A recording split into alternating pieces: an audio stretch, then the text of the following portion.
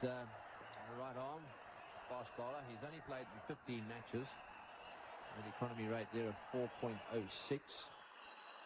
Damien William Fleming, 25 years of age. Made his debut against South Africa in Perth in the season of 94. Quite frequently plays league cricket in England. In the air, and that one's blown down to third man. Well, that wasn't a bad delivery first up, so straight away Tendulkar off the mark. So it didn't take him long. He's not all that happy with that red umbrella, I don't think, down the far end, which for some reason is, in fact, it's been down there since the start of play. It's just on the edge of the return crease, but it looks as if Tendulkar has decided that he wants it moved.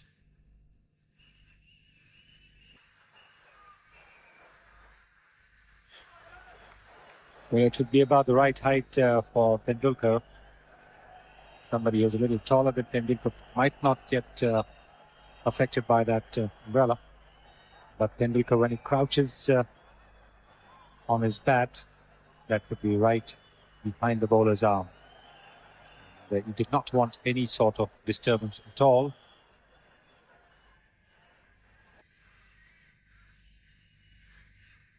He's having a little bit of trouble. There we are. Got. So that's the end of the umbrella. Jadeja is on strike. Is Fleming getting his opportunity here as a result of Craig McDermott having to fly back home after injuring calf muscle? He's actually gone back and ended up flying off in the early hours of this morning. Have a replacement on his way. Jason Gillespie from South Australia will be arriving about very shortly.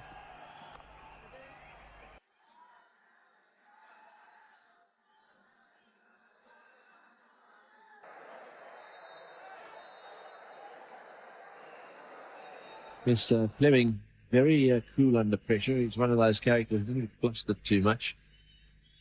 He has performed pretty well for the Australian side, and the tour of Pakistan he did very well. Not express pace, but certainly knows what he's doing with the ball. It's well bowled, bang on target. Then once again, the thickish edge down to third man, so another run. Fleming's getting the ball to move away considerably, and that's the reason why the edges are going away from the fielders and between the slips and the gully. Bowler removes the ball a little bit, is more likely to get the edge towards the slips. And just a hint of curve there for him.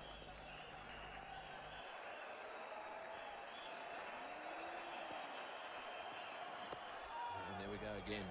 Yes, Jason Gillespie will arrive out here and join the team in time for Australia's next match, which is the game at Nagpur.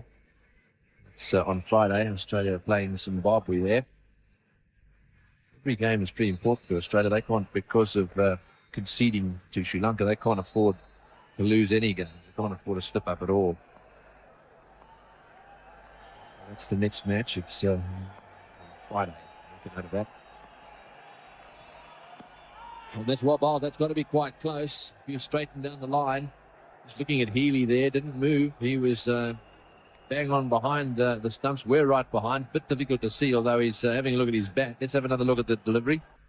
Well, after those first couple of deliveries moving away from the batsman, Fleming doing the right thing, the intelligent thing, getting the ball to nip back into the batsman. It's making the batsman think.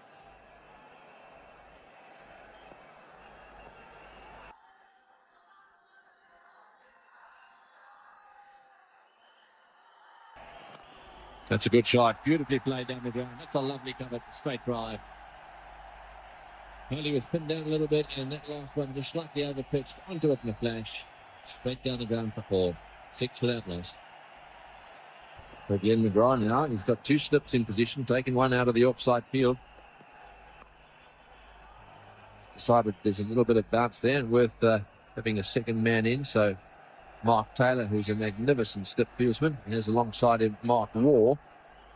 So I don't think there's a great future in nicking one in their direction. They're very, very good catchers.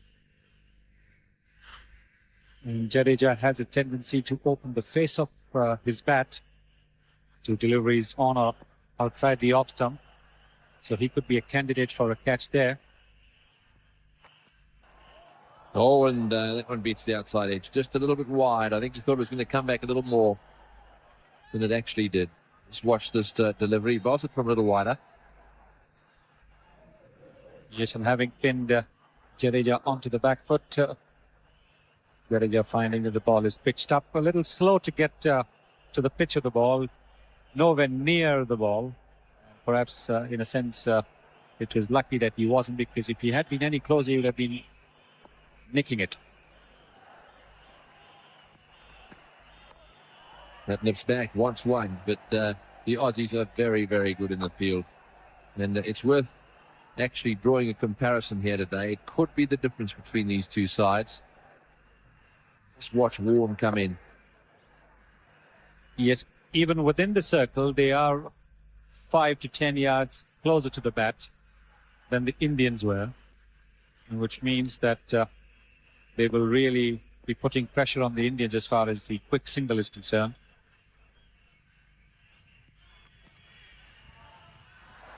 That's a very wide delivery. He's only just got away with that one. Yes, it's interesting to watch them. They tend to come in quite a long way, and there's no way in the world that there's going to be a single if the ball is placed straight to the fieldsman. It really is going to have to be hit into the gap. They're very, very alert there. They've practiced it more than most. That's Michael Bevan, one of the fastest in their side. Stuart Law, good fieldsman as well. He's probably the best fieldsman in the side, Ricky Ponting. Fieldsman. It's where a ball, he's got it, and he's going to hit the stumps. If he does, oh, it's missed it by fraction. Well, there's an example of how good they are. I reckon that missed by fraction. Ponting picked it up and really let it go in a flash, and it missed it by, oh, let's have a look, see how far it was. Well, Jadeja has certainly not done his homework as far as the Australian fielding is concerned, no question about it, because if he had, he would have known that Ponting is not only the quickest of the Australian fielders, he throws with the right hand. There really was no future in that single.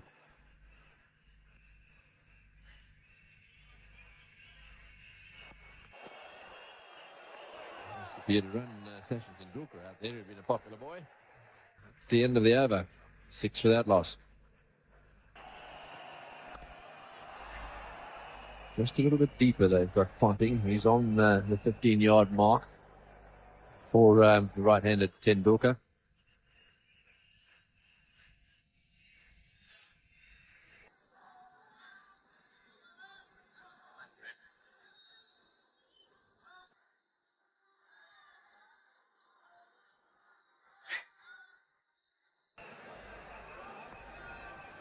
Plenty of meat in that bat of Tendulkar's. It looks it's quite broad at the base. Nice placement. Will he come back for the second? McGrath's got a very good on. Watch it come whistling in right over the bails as well. The last thing the Indians would want at this stage, chasing a score of 258, is a run out. They have to keep the scoreboard moving all right, but need with the well-judged ones and twos.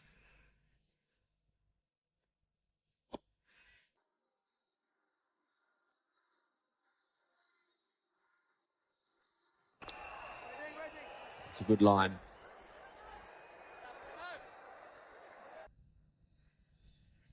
And he's got they've got their own little stand up there. All the roofs around flooded with folk. Well, they actually sell tickets for those stands up in the building there. Private enterprise down there as well.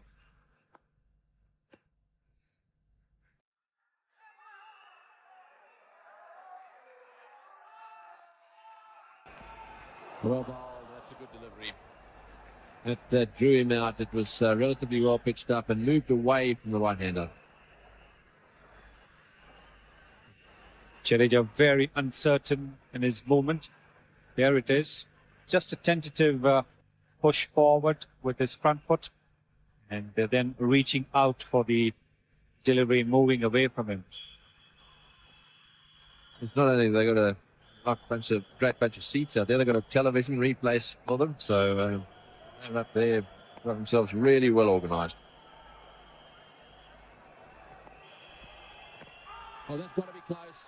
Straighten down the line.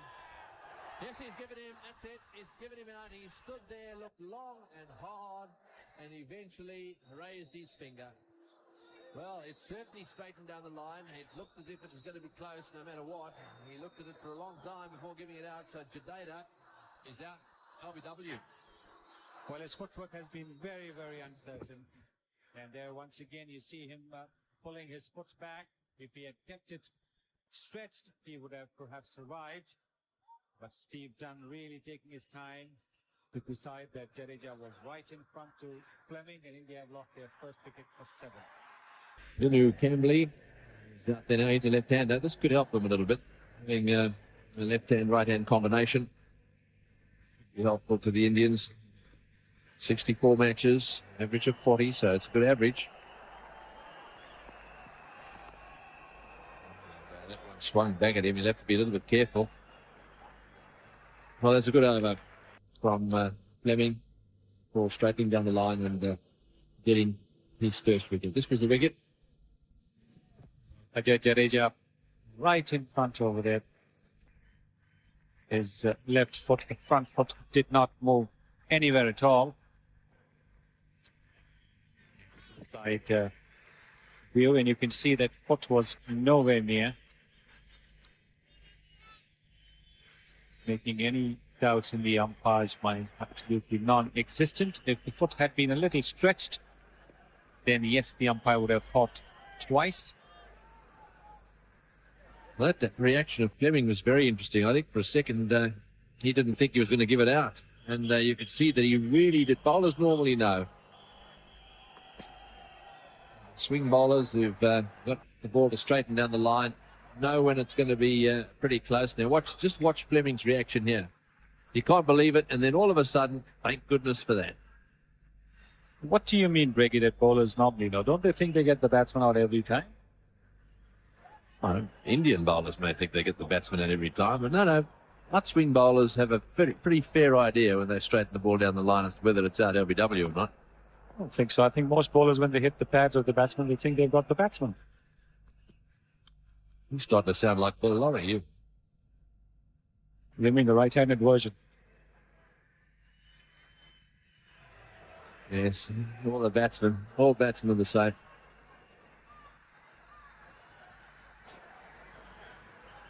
Yes, I don't think even Bill Lorry would have made 36 in that 60-over match at Lord's.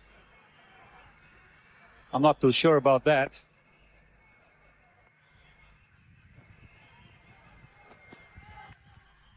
Was bang on target again, and McGrath is making it very difficult.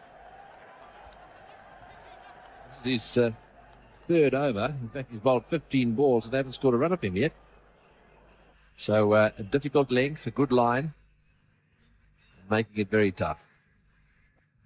Now that's a good performance so far in the World Cup too. 127 not out in his first match, made 70 and was run out by his mate down the other end. And he's out there with him at the moment. Cambley ran him out. Told me on the train going up from Gwalia that he'd only ever run him out twice. And the previous one was on the second. Quite a character, young Cambley. And indeed, a very colourful character. A little chat with him. He was very effervescent. I saw him going out shopping yesterday as well, bounced out of the hotel.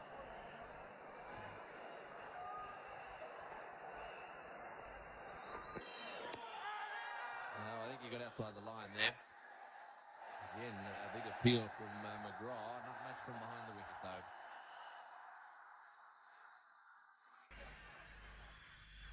By Shepherd, absolutely unmoved. Tendulkar's forward. He's been hit above the roll of the pad. McGrath, we know he's getting the ball to bounce a little bit. That's another fine over so far from McGrath. He's bowled 2 maiden overs.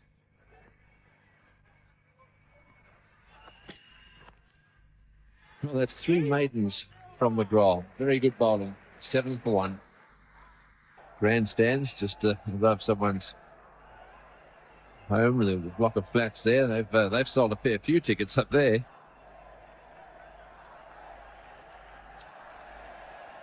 So the wicket taker, Damien Fleming, continuing.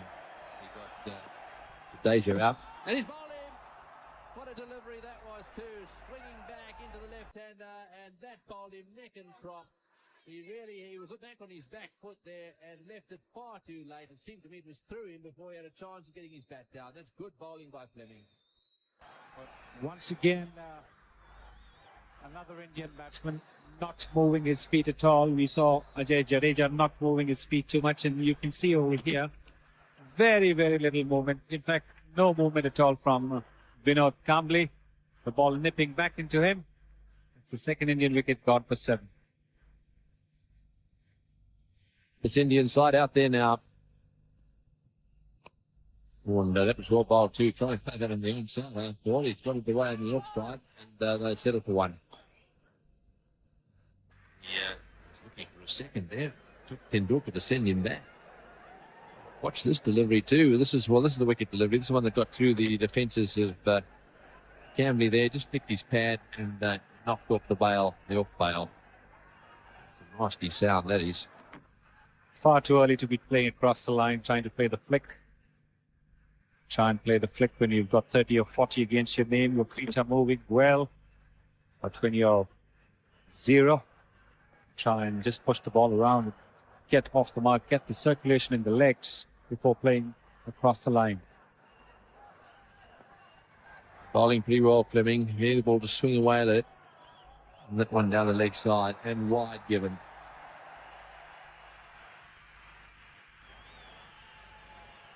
Yes, it's always a very fine line when you're bowling those outswingers. If it's just a little bit too straight, the ball so often doesn't swing and just keeps going down the leg side. Of course, there's always a risk then of a wide or the batsman getting onto it, hitting it through the onside field. And believe me, there's very little protection out there for anything on leg stump. 250 more runs at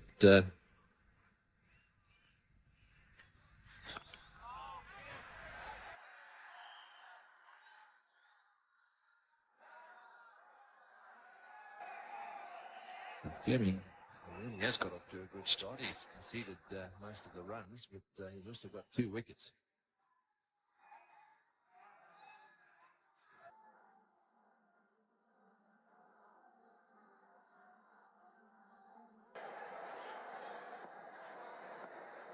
We need to score 5.62 runs and over to win.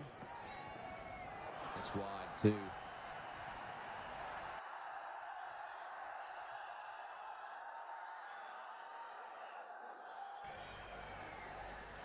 So much depending on Sachin Tendulkar now. Just played one beautiful shot straight down the ground for lovely timing. Just lent on slightly over pitch delivery from Fleming. Just whacked it straight down the ground. Mid on was quite wide. It was 4 from the moment it left his back. It's got a line and trying to get it again down the ground. Time straight to mid off.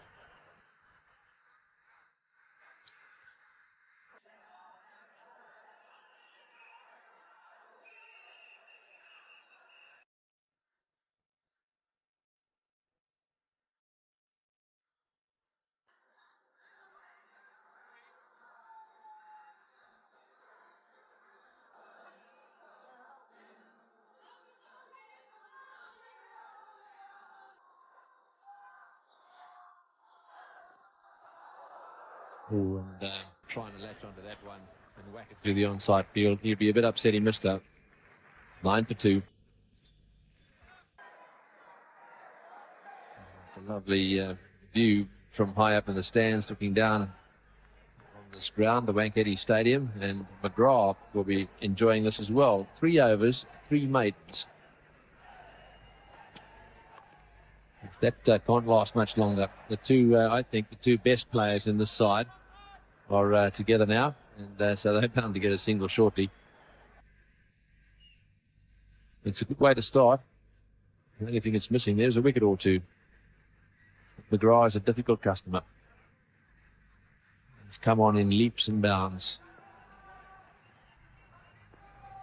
Bowls a good bouncer, he bowls a good slower ball as well, and lots of variety he's got. He does get the move off the seam as well. And he absolutely revels in the responsibility of being Australia's frontline paceman.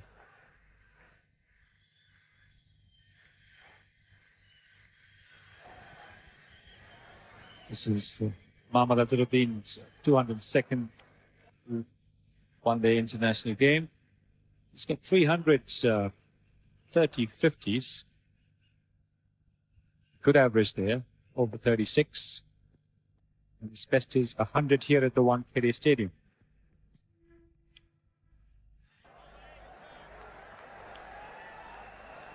The Indians would need another big score from their skipper here. They have to overhaul Australia's score of 258.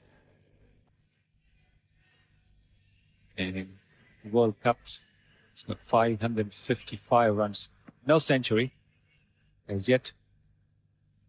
His best is 93, that too against Australia.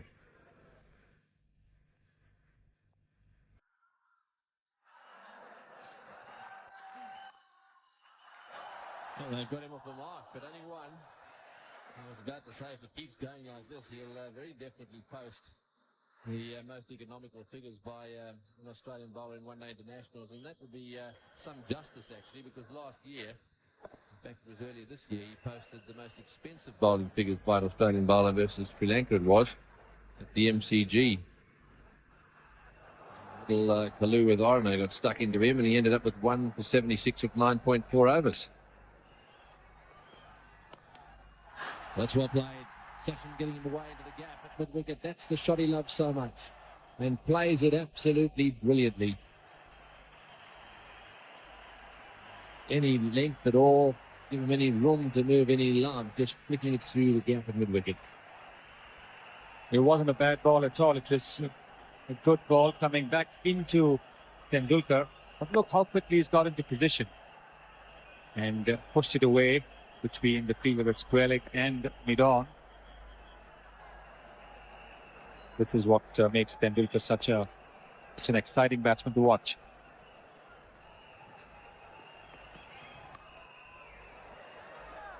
So 4 runs from that over. India 13 for 2.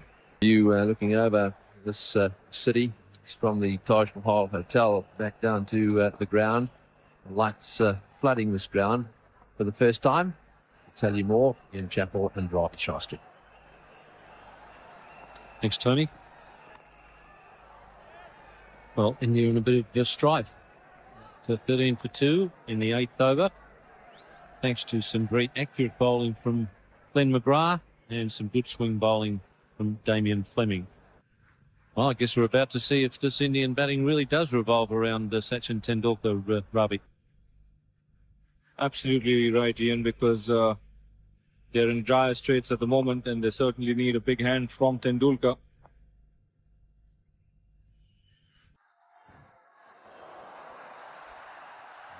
Umpire Dunn, who quite often gives it a bit of thought before he makes his decision, eventually decides that that is a wide.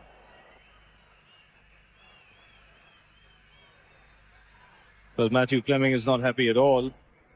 See, the ball is actually pitched on the stumps and then moved into Tendulkar, and in the end was down the leg side. As long as the umpires are consistent, when they give wides on the leg side, it's fine.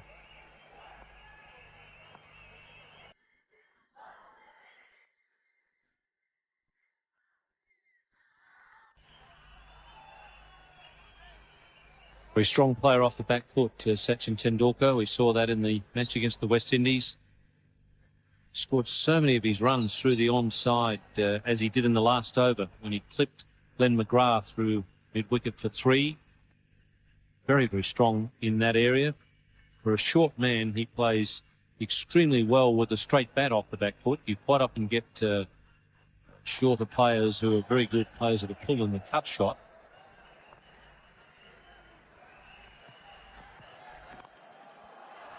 You see that shot again. That's one that he really favours.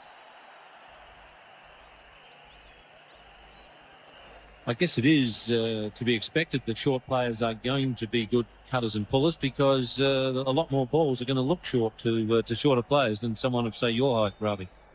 That's right. A player like Gundappa Vishwanath was a magnificent cutter because the ball used to sit up nicely for him outside the off stump and he wouldn't make any mistakes. Sachin Tendulkar is no different. Very strong on the pull and cut, but the Australians have bowled straight to him today, not given him any room.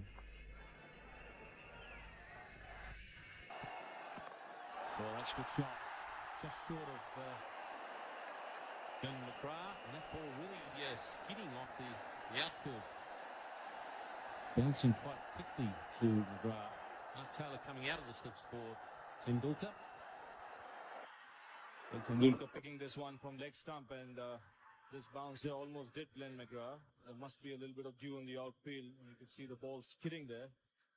Glenn McGrath doing well to tackle that bounce. But this is the first time that the Australian bowlers have strayed on the pads of Tendulkar, because so far they've bowled a tight line around off stump.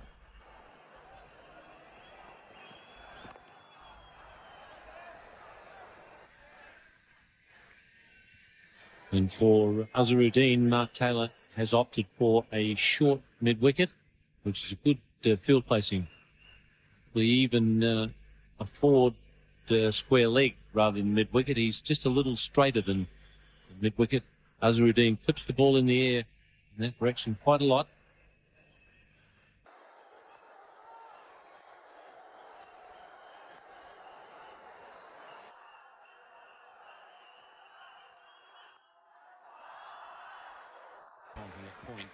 It's 17 for 2.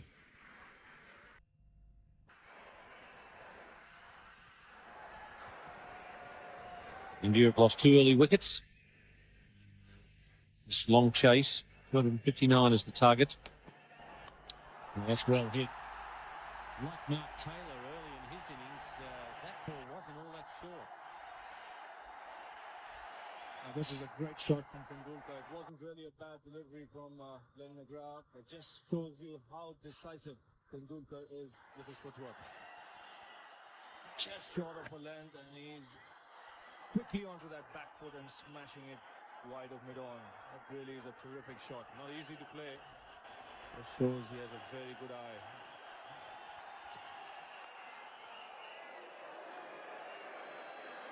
So Taylor once again has taken the slip out for Tendulkar. Mark Taylor has gone into the short mid-wicket position. And the other catching man is Steve Ward in the gully. In fact, Mark Taylor has caught Sachin Tendulkar on more than one occasion in that position, with Tendulkar trying to pull. It'll be interesting to see if that puts any sort of pressure on the little man. That could well be too high. And umpire Shepherd looks across at his partner, and a signal there from Steve Dunn of New Zealand that it was too high. Tendulkar, a short man. This one banged in short by Glenn McGrath, clearly going over the shoulder of Tendulkar. Tendulkar on that occasion trying to play a shot as well.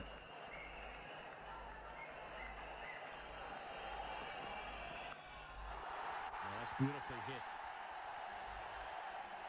So Glenn McGrath making the mistake that a couple of the Indian bowlers did early in the Australian innings, just pitching too short.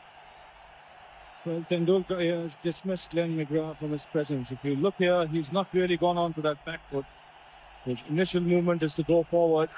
He stood there and smashed it through square leg. Really a terrific shot.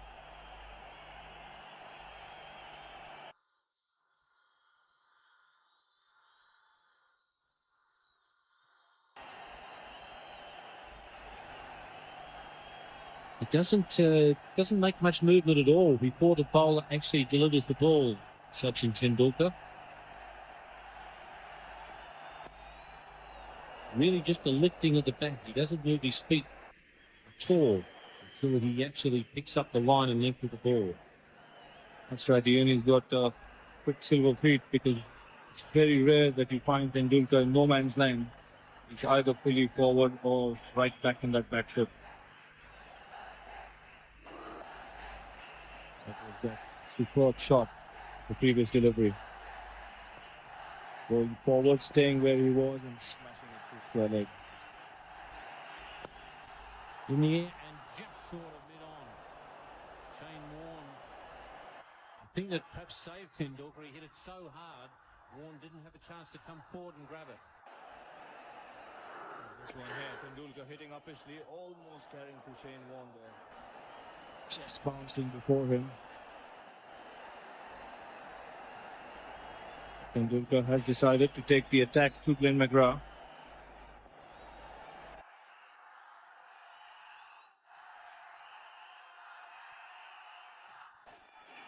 A lovely shot. That's a terrific over for Sachin Tendulkar. 30 for 2.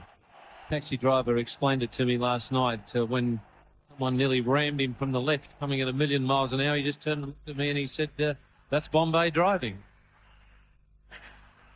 Certainly not the place to be in. You're patient.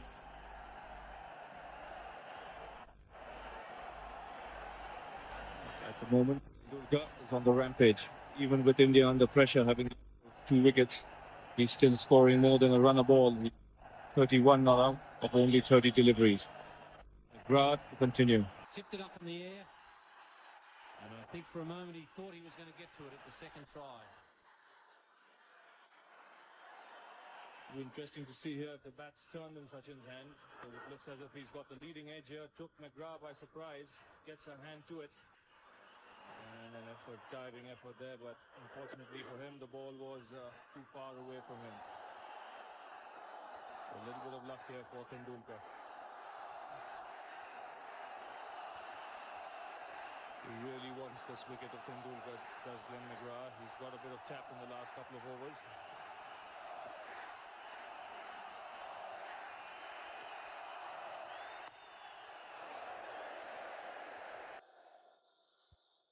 Well, I'm not surprised if the other Indian players are a little bit intimidated by Sachin Tendulkar, the way he plays. I mean, he's such a good player. It's got to be hard to follow that sort of act. Especially with this big crowd here, they expect boundaries and sixes of every ball then, because Sachin sets the stands blazing. When a new man goes in and plays a bit of orthodox cricket, he has to watch out, otherwise he'll be booed pretty quickly.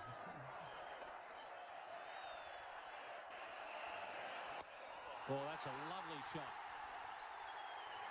And you can't see from where we are, but judging by the crowd, it's cleared the rope. Umpire Shepherd is checking. And in fact, is he getting the walkie-talkie out? Yes, in fact, he is, to ask for a result. So we'll have a look and see whether it cleared the rope. Certainly the crowd think it did.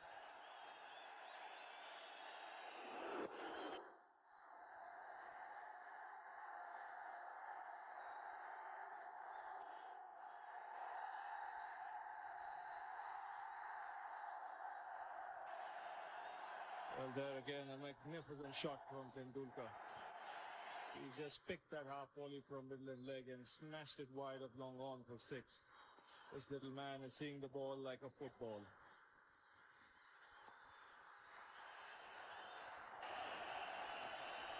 McGrath wide on the crease, and that goes for 4. This is unbelievable batting, and the crowd loving every minute of it. 54 for 2. Well, don't worry about the new lights at Wankhede Stadium. Sachin Tendulkar has set this place alight. 27 off Glenn McGrath's last 2 overs. 37 off the last 3 for India. And suddenly, India, who were miles behind Australia, be interesting to check the comparisons just, well, I guess 3 overs back. And the situation was 13 for India after 7, 30 for Australia after 7, and now India are in front. It's been an unbelievable turnaround.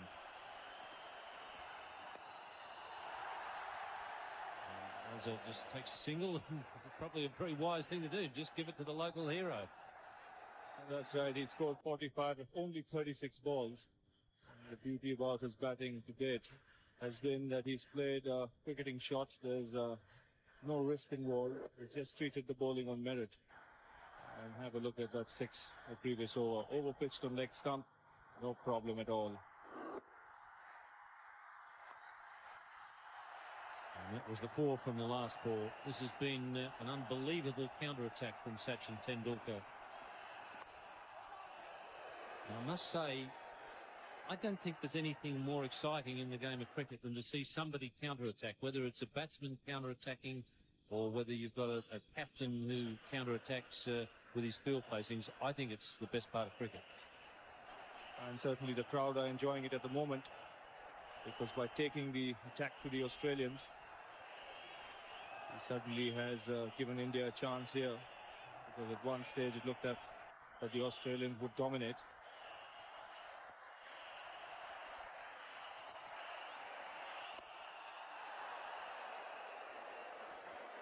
I guess the big thing now for Azharuddin as the captain, and he's just wandering down to have a chat to Sachin Tendulkar. That's good captaincy. I think the one thing that he has to guard against, Sachin, is the fact that he's playing so well that he just gets a little bit carried away. That's very good captaincy there from Azharuddin. He's done exactly the right thing and just said to him, right, mate, just pick the right ball is probably all he had to say. Just make sure you pick the right one.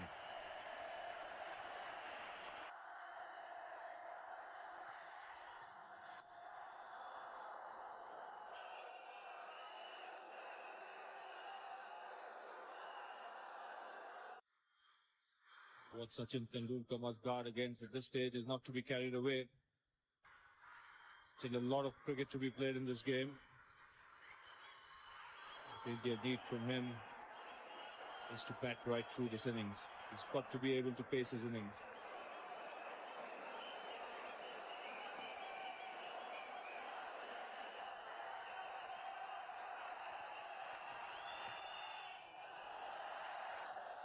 I just pose a little question, Ravi. If India win the game and Sachin gets a century, do you think anyone would be going to give Mark Waugh man of the match? Well, I pity the gentleman who even gives that a thought, because I'll tell you what, he might reach Mark Waugh there by giving him the award, but he won't be able to leave the stadium. Yes, I've seen what they can do in, well, it was Bombay and those back in '69 when they set fire to the stands. Mumbai, they might have changed the name, but I bet they don't change the tactics. It's 56 for 2. Sachin Tendulkar is on 46. Mohammad Azharuddin is on 6. India are 56 for 2 after 12 overs. This is what the crowd really wanted. Firstly, they've got Sachin Tendulkar going. Now, Mark Taylor has done what he so often does do. He's an attacking captain. With the opposition start taking it to Australia, he calls on his best bowler, Shane Warne. So we've now got Warne versus Tendulkar.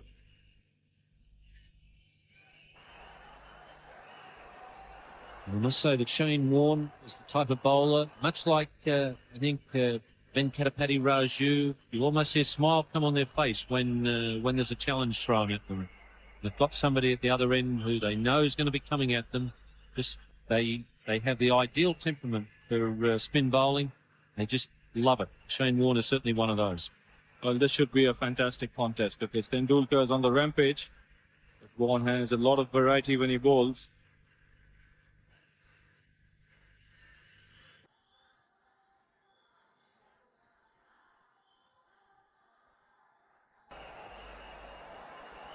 Warne just making the batsman wait a little bit, and I think he's overdone it now. I think umpire Shepherd, yes, in fact, umpire Shepherd is waving him over and saying, come on, we've had enough of the gamesmanship, let's get on with it.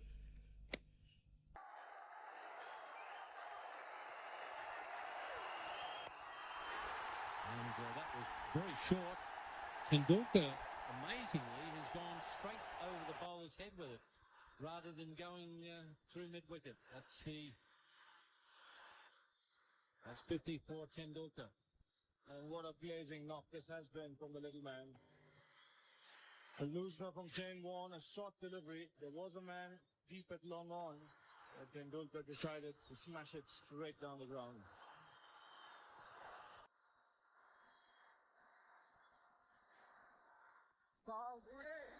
Warne has to have two men in catching position. Mark Taylor is in his normal spot at first slip. Mark Waugh's at short cover.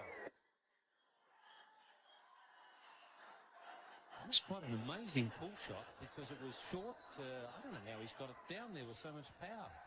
Amazing shot. Caught at mid-off. Just out of reach. Got a hand on it. Stuart Law is the guy at mid-off.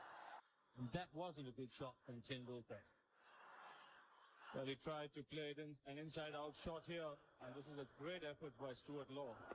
Shane Warne giving the ball there, getting a bit of turn, and Law here diving backwards, just unable to get his hands on the ball, but this is good cricket already from Warne.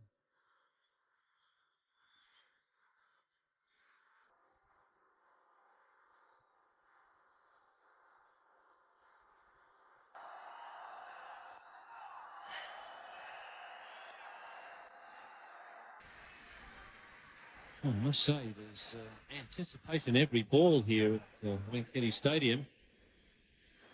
The way Tendulkar's playing. And Warne on now.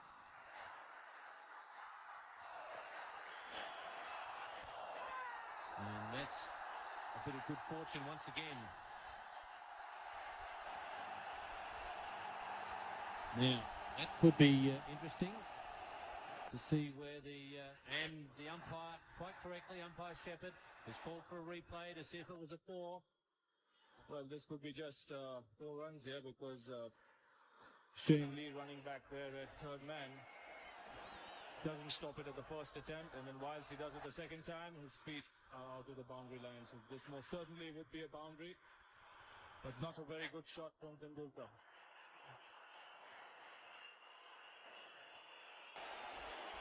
Once again, Azharuddin has gone down there in an attempt to calm his partner down. Sachin Tendulkar has got India back into this game. And I think Azharuddin's a little bit worried that that the red mist is rising and he just can't control it.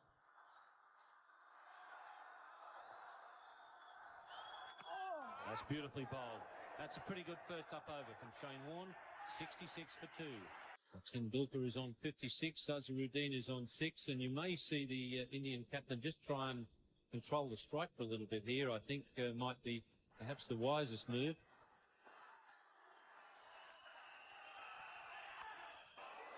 And in amongst all this shot making, Damien Fleming has done a pretty good job for Australia. 6 overs, 2 for 25, which is not bad when you've got a man going as Tendulkar has been in these last few overs.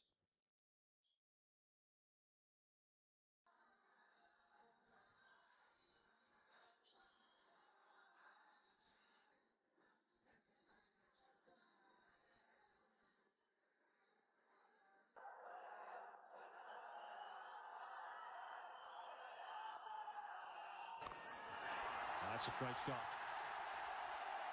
This has been quite an amazing turnaround. After 5 overs, Glenn McGrath had bowled 3 maidens and India were 7 for 1. Now here we are, 13.2. India are 70 for 2. So it just shows when you have one good over, and India got 3 boundaries. And then after that, runs just started coming freely. And here this time, the Indian captain gets into the act. Beautiful shot of the back foot.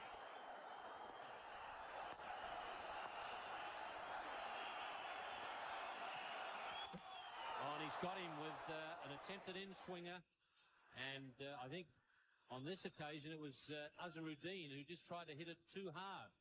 It was really a long hop and deserved to be dealt with, but he tried to hit it too hard.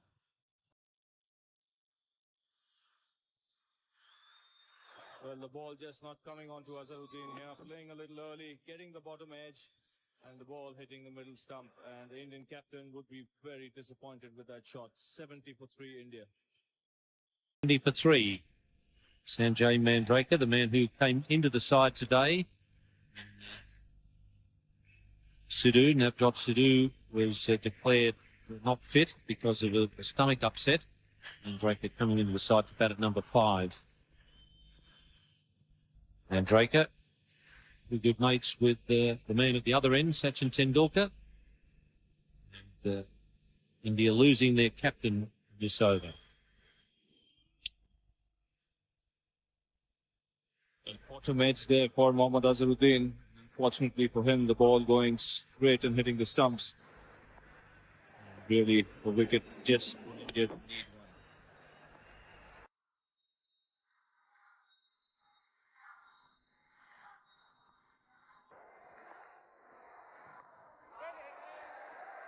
I think some of the credit should go to Damien Fleming as well, because it was a slower ball, and I think that the change of pace did fool Azharuddin just a little bit. So Fleming has got all 3 wickets for Australia, coming in to replace the injured Craig McDermott. McDermott now in his way home to Australia, may even well have landed in Australia. Fleming getting his chance and grabbing it with both hands.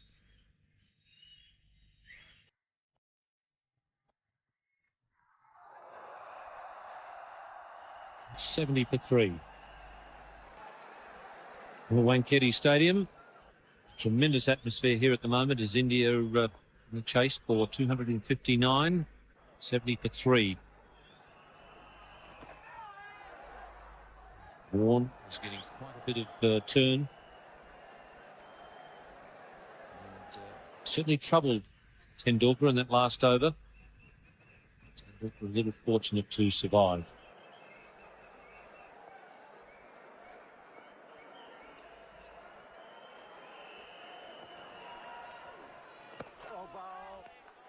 Interesting that the line that Shane Warne is using is very similar to what he used with Kaluwitharana, Sri Lankan wicketkeeper, when he was brought on a couple of times to try and quieten him down, curve the ball into a roundabout leg stump, and then spin it away towards off stump.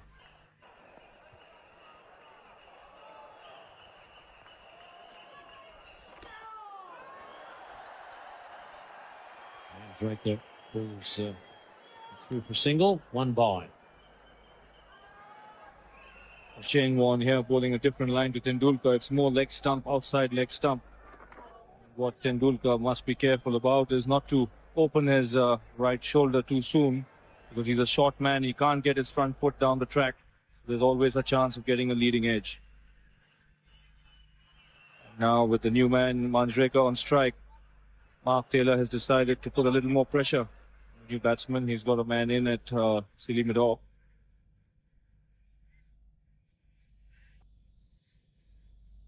But just seeing the way Tendulkar went after the new ball bowlers, one just got the feeling that whilst he was fielding out there when the Australians were batting, he must have noticed that once the ball got a little older and a little softer, it wasn't really coming onto the bat. So he must have had that thing in his mind that he's better off going after the new ball bowlers when it's hard and the ball coming onto the bat.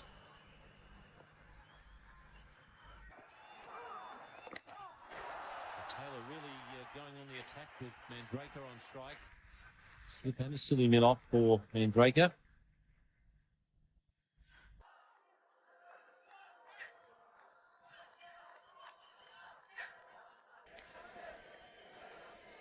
Tendulkar is on 56.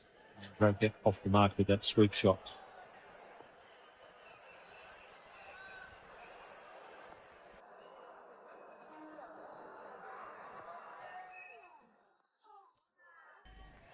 So there's some easy singles there for Tendulkar if he wants to take them.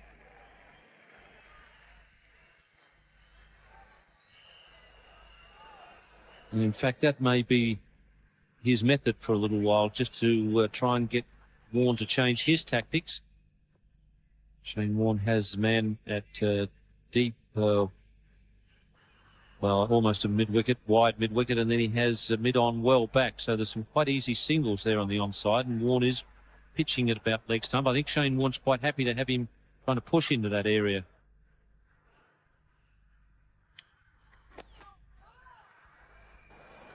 Over. 73 for 3. So the 15 overs have been bowled by Australia. India are 73 for 3 here at Wankhede Stadium. Damien Fleming, who's got the 3 wickets, is now out of the attack. 3 for 29. Good first up spell from Damien Fleming. Shane Lee now coming on to bowl at the Tata end.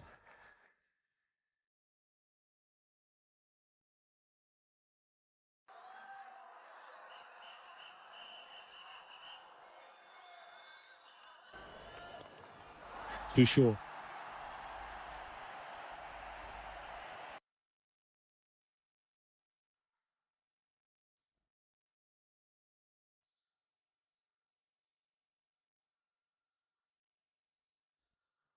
And a short ball from Shane Lee to start off, and Tendulkar has been there long enough to dispatch it to the pins. Shane Lee has been welcomed to the bowling crease by Tendulkar.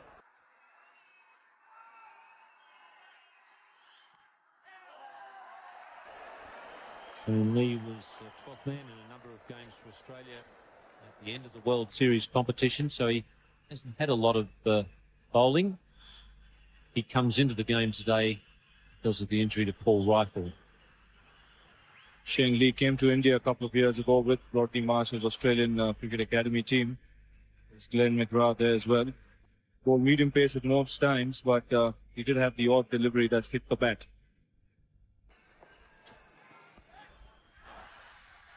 Yes, he mixes his pace quite well, Shane Lee. At the moment, in his first couple of deliveries, he's been a little too short.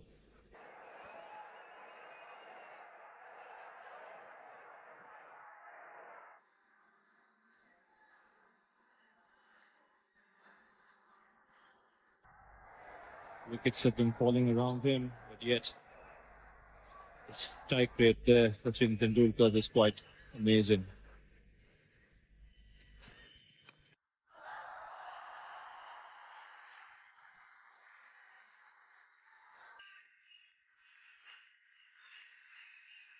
So it'll be interesting now with the 15 overs gone, just to see what change that brings to Tendulkar's batting tactics. He's produced the counter-attack that's got India back on track. He also needs to be aware of the fact that India have lost 3 wickets. So the run rate is up, but they can't afford to lose any more wickets for a while.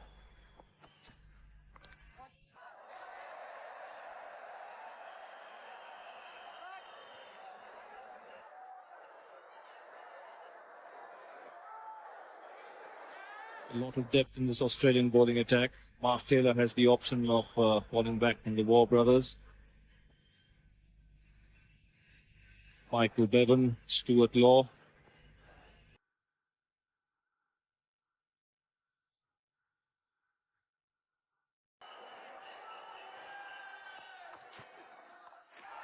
That was once again short and wide. 81 for 3.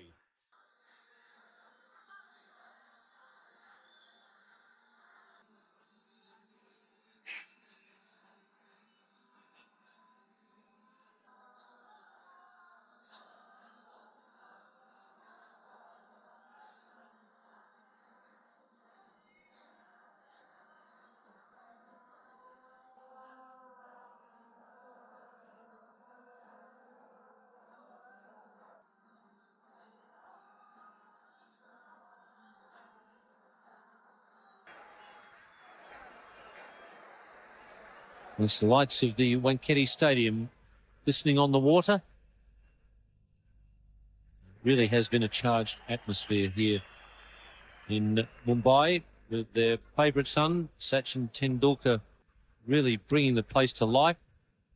Not that they needed too much encouragement. We've seen a fantastic counter-attack from Tendulkar. And it really has been exciting, Tony Greig. Yes, I thoroughly enjoyed this little battle out here, especially the battle between McGrath, who was bowling absolutely superbly, and Tendulkar. Now Tendulkar dominated him, and now this really is very interesting and absorbing stuff with Shane Warne into the attack.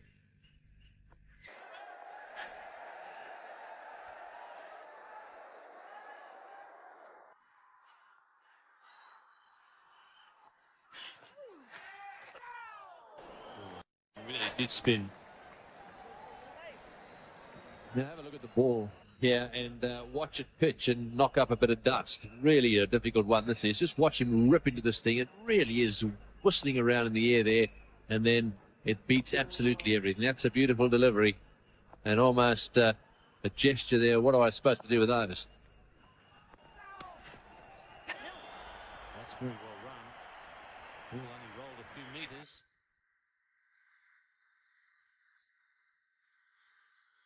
Now this is going to be interesting.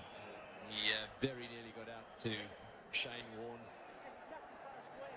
Tendulkar did, and he's going to have to see if he can weather the storm here, because he's beginning to really spin it now. He's got up to 62.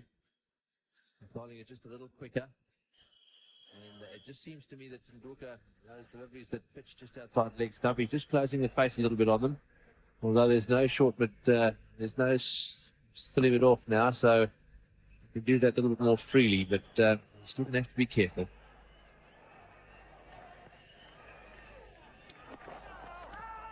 This is respect for Tendulkar, because it's rare that you have Shane Warne bowling with only 4 men inside the circle.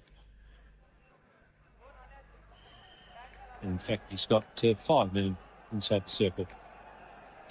Mark Taylor there at first slip, but there's plenty of gaps. Be interesting to see if Tendulkar takes the singles that are being offered. That will be a wide. It did spin a lot, but also pitched very wide. Yes, he really gave that one a rip too. It was quicker, just lost control of it a little bit. I think the plan was to try and get him driving on the offside. It just went astray a little. It's 83 for 3. That's what India need, a further 176 in 33 overs with 7 wickets in hand.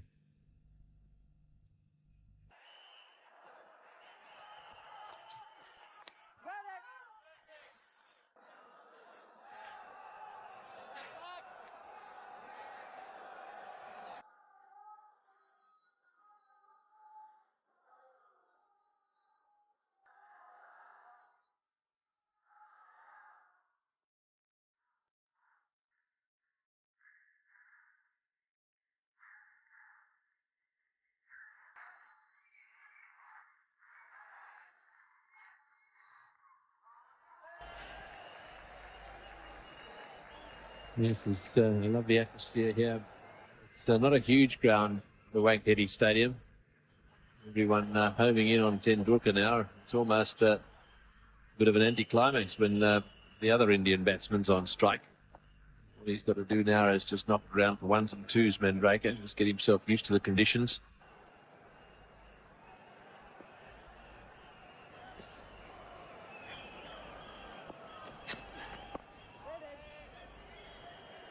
Son of a test player for India, Vijay Mandrake. In the dinner break, up on the big scoreboard with the screen, they were replaying some interviews with some of the famous names of Mumbai cricket. And Vijay, Sanjay Mandrake's father, was featured among them. 55 tests for Vijay Mandrake.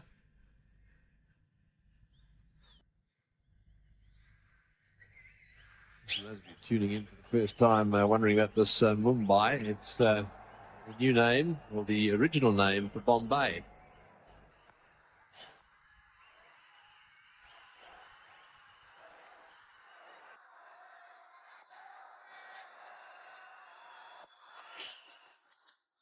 Oh, and that bounced just in front of Ian Healy, I think. He was diving away to his right, but the ball was always going down. Yes, I just thought for a second he was going to pick it up, just to see exactly where it pitched. It was going down all right, and he was trying to get down there with it, and just stayed underneath his gloves and went for 4. That's the reaction of Shane Lee. I think just for a second he thought he'd got him.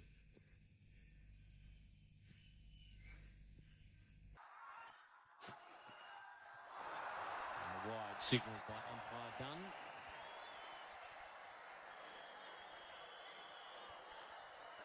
This is where that little bit of extra experience of the likes of McDermott help no end. And be relatively tense, Shane Lee. Tried to bowl that one just a little bit quicker and just lost control a bit.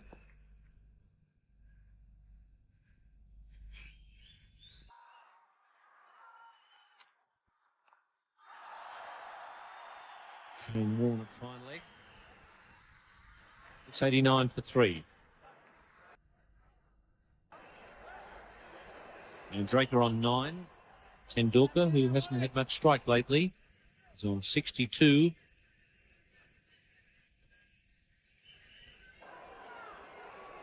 It's going to be Warne to continue.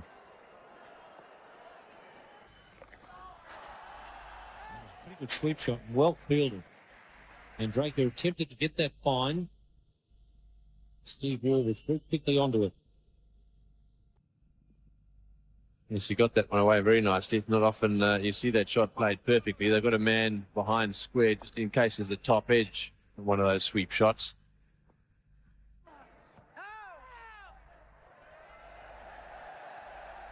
It's a half-hearted appeal, but it was definitely spinning too much. If you watch closely here as the ball hits the pitch. Pitches about middle and then starts to spin, and you can see Healy's gloves there way outside off stump. Spinning way, would have certainly missed.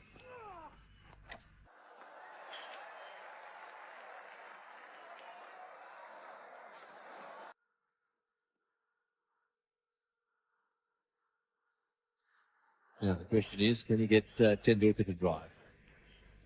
Keeps indicating that that's what he's trying to do.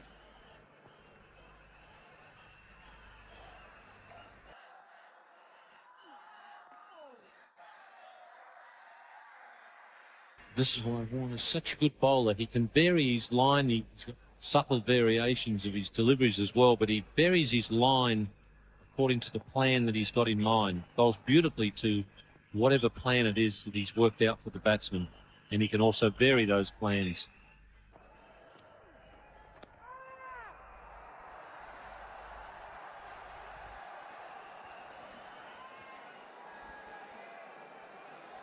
We're going to pick the spin on this one.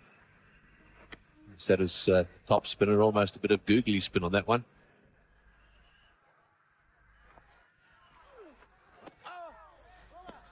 Inside edge there. It's 90 for 3. Warne has certainly succeeded in slowing down the Indian scoring rate.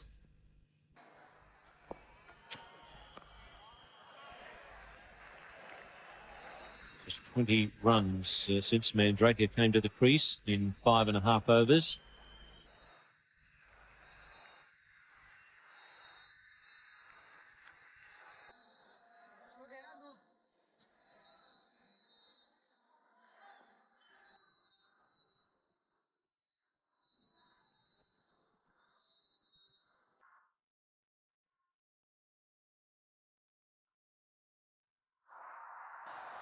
Umpire Dunn signalling wide again. It's been quite animated. Last couple of hours, Umpire Dunn, we've seen him getting right into the action. And an LBW called quite a number of wides.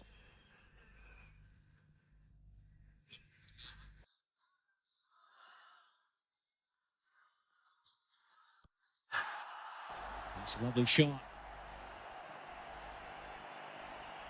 Yes, that was beautifully played. Not only did he get it off the meat of the bat, but he actually hit it down. Tim Draker getting into the action here. That one just short outside off stump. Trying to bowl a little bit too quick at the moment, Shane Lee. And you watch him get onto this one. Over the top of it and just fine of the gully fieldsman. And that's 4 all the way. I think he might have enjoyed that. And so did Sachin Tendulkar. Little punch of the gloves.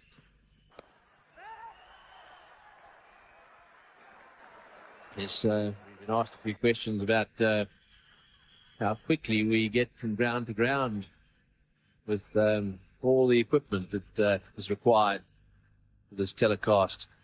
And I can tell you it takes what they call an Illusion 76, which is a Russian charter plane.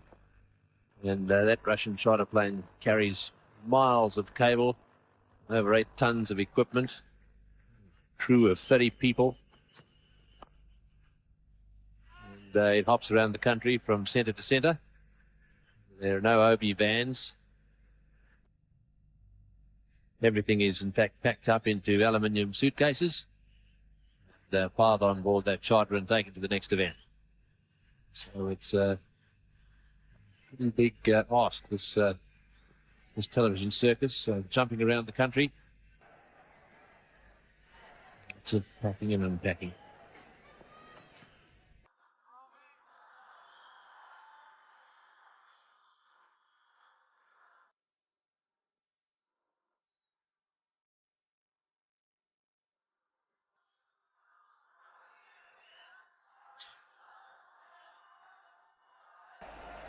Sanjay Mandraker having the bulk of the strike in the last few minutes.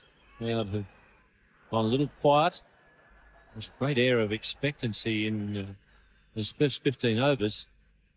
The time that Tendulkar was facing, the crowd was really buzzing. That's smashed down the ground. That brings up the 100 for India.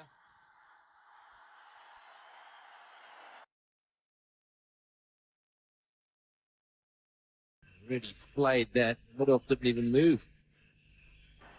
Shane Warne to continue with his leg spinners. 98 without loss. India 100 to 3. That's the comparison of the week.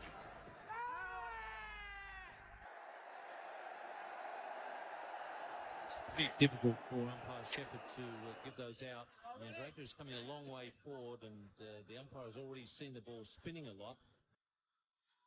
And that one was perhaps not spinning as far as some of the others, but it was spinning enough.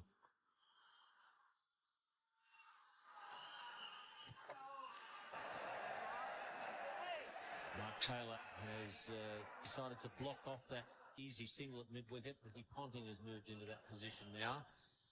So there's less opportunities for easy singles.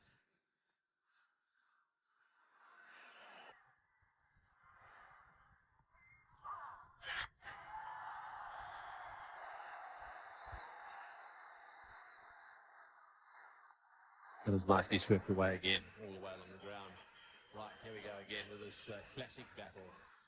Shane Warne, arguably the best bowler in the world, and Sachin Tendulkar certainly vying for the crown with the likes of Lara and Mark Waugh.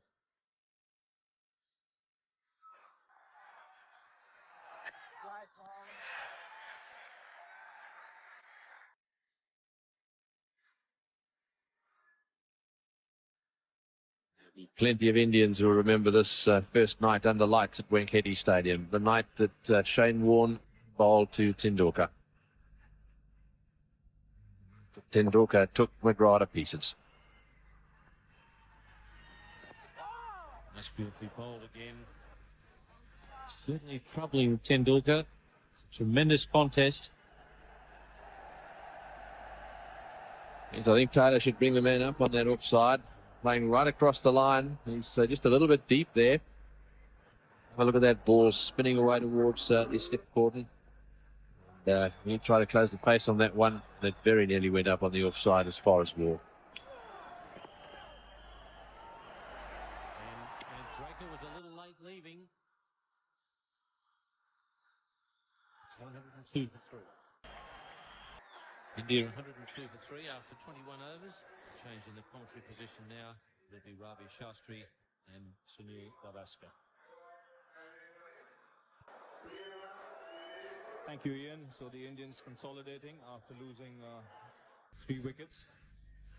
Sachin Tendulkar still in an attacking mood.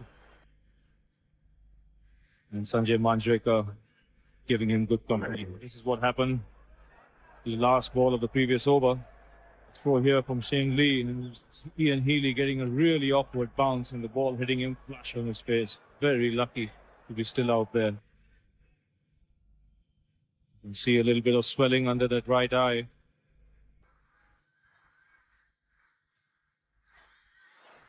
Mark Waugh being introduced into the attack. The ball is slow off breaks, and the batsman on strike is Sachin Tendulkar.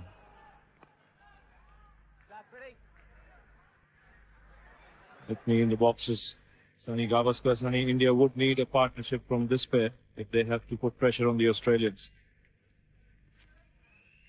Yes, because this is a pair which combines the necessary requisites for good batting, that is talent, temperament and technique. Sachin Tendulkar has got perhaps a greater range of shots than Sanjay Manjrekar, but Sanjay Manjrekar certainly has the ideal temperament. He's very calm, cool, collected. And if he can keep the strike rotating and give Tendulkar as much of the strike as possible,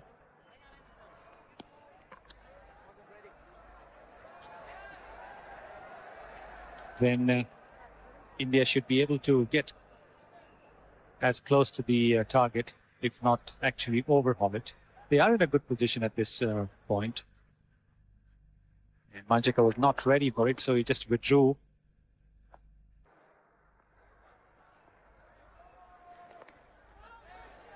Again, looking for the quick single in the offside.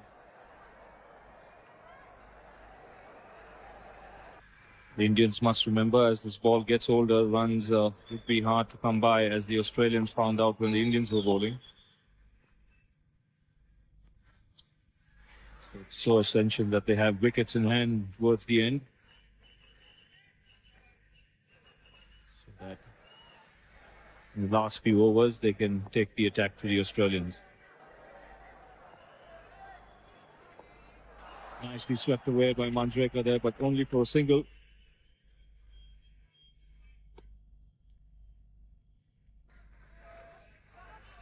Sanjay Manjrekar has been practicing this shot for quite a while now, and he's got the variations of this particular shot. End of mark was first over, 104 for 3 India. So Shane Warne to continue the attack, having a word with his captain. Mark Taylor, who's standing at first slip, and the batsman on strike is going to be Sanjay Manjrekar.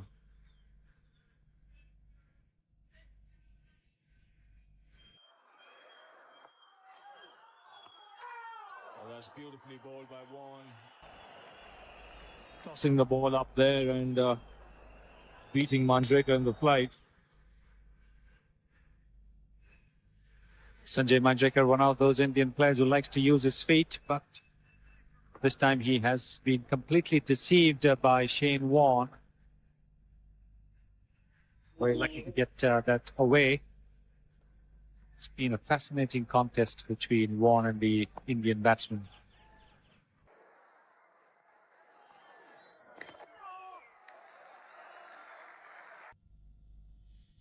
There again, Shane Warne bowling a line more leg stump, outside leg stump to Tendulkar. While as when it comes to bowling to Manjrekar, preferring to bowl more on middle and off stump.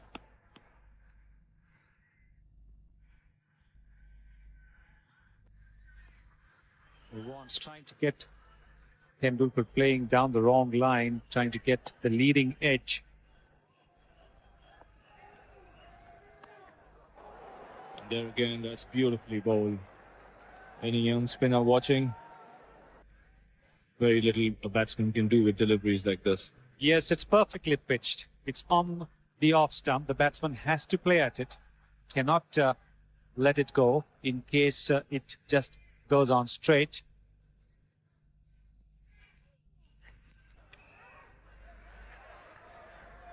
Well, Sanjay Manjrekar is a good player of spin bowling. He's been given thorough work out here by arguably the best spin bowler in world cricket today, Shane Warne.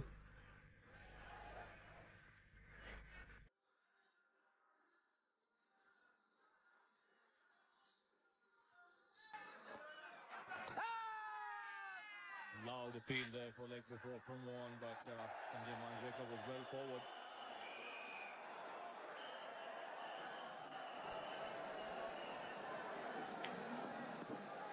Straight through that.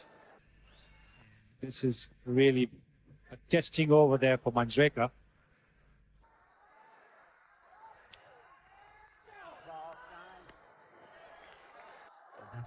buys in that over. 106 for 3 India. So Mark Waugh to continue. And swept by Tendulkar in the gap. Just in front of the square leg umpire for 4 runs. Fetched that one from way outside off stump.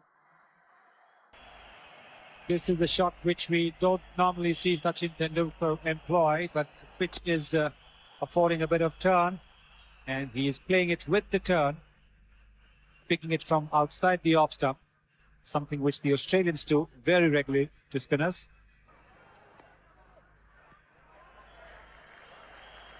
And a single to follow that boundary. So this is developing into a good partnership for India.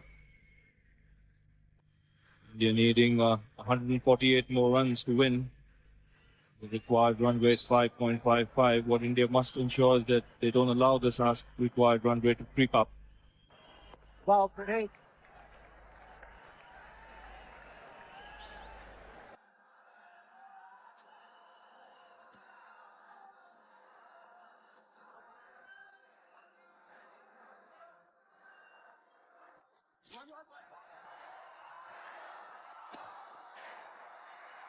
And then again, good running between the wickets. They've played a lot of cricket with each other. Both play for the same state, Manjrekar and Tendulkar. The calling has to be swift when you're taking the sharp single. Tendulkar responding very quickly. No hesitancy there. There again, good cricket, allowing the ball to come onto the bat at the very last minute, turning the face of the blade.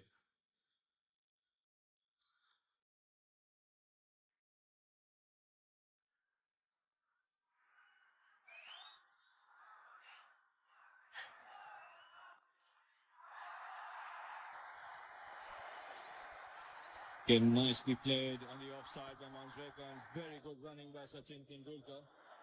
9 runs coming off that Mark Waugh over, 115 for 3 India.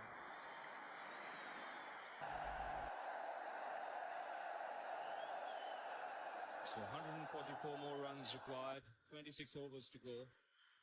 Shane Warne will continue the attack for Australia from the pavilion end. And the little man Tendulkar will be in strike.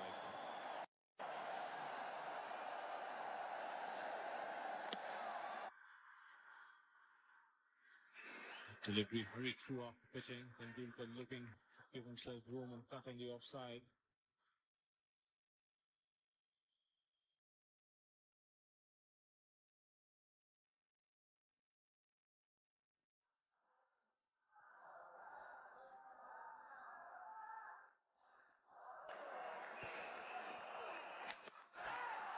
A short ball by Warne, and Sachin Tendulkar quick to pounce on that, going right back onto his stumps and pulling it through mid-wicket for 4 runs. It's 13th boundary. That's very positive footwork there. Very quickly into position.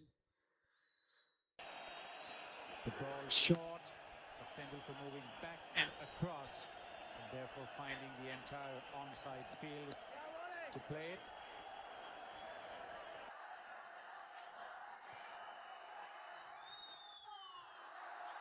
This is good cricket by Tendulkar. He's got the boundary. Now he's putting the pressure on the fielders, looking for the singles, ones and twos.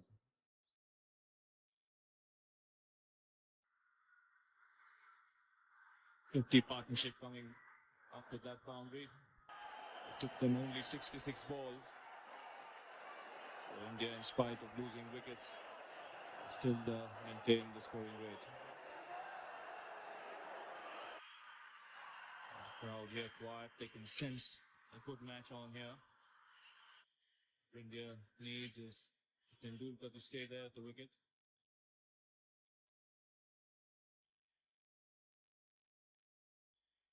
And Shane Warne having a long chat with his captain Mark Taylor.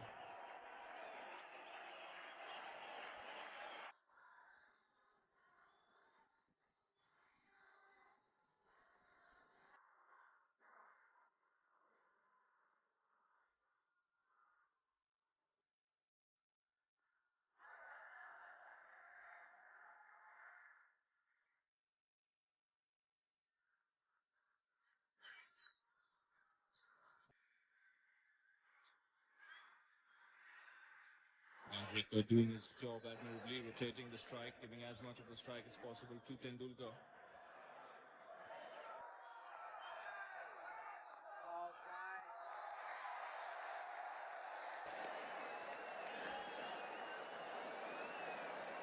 Shane Warne went for 10 runs in his first over, but after that he settled down into a good line and length. He's troubled both the batsmen. And now deciding to come round the wicket to Tendulkar.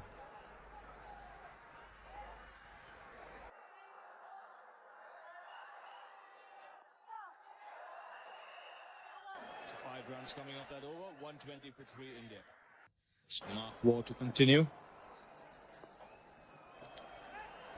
And again, nicely played by Tendulkar on the onside for a single.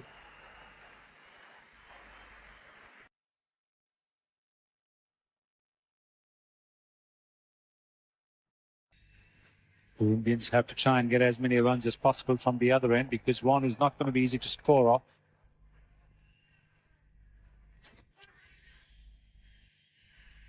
There again, that attempted sweep fine by Manjrekar.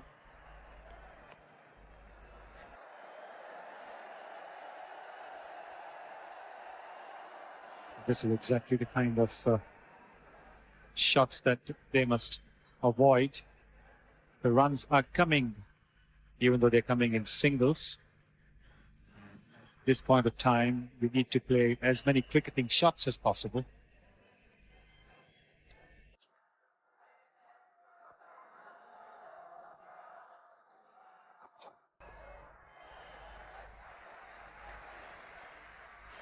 Well, we're at the halfway stage of the Indian innings, and this match is evenly poised. Sunny with Shane Warne having bowled 7 overs, one just gets the feeling that Mark Taylor might hold him back for the later stages of the innings, especially if India do manage to lose a wicket. Yes, I think that's what he will do. Perhaps another over and keep him back for 2 more overs.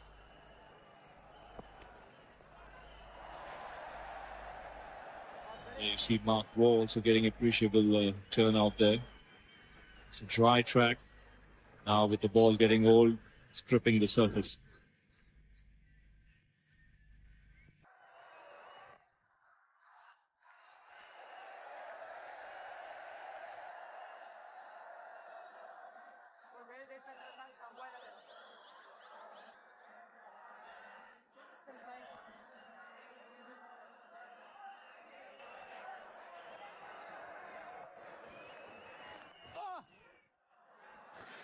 Played on the offside for a single, not where he intended it to go. Manjrekar, 4 runs of that over, 124 for 3 India. 26 overs, Tendulkar on 81, Manjrekar on 22.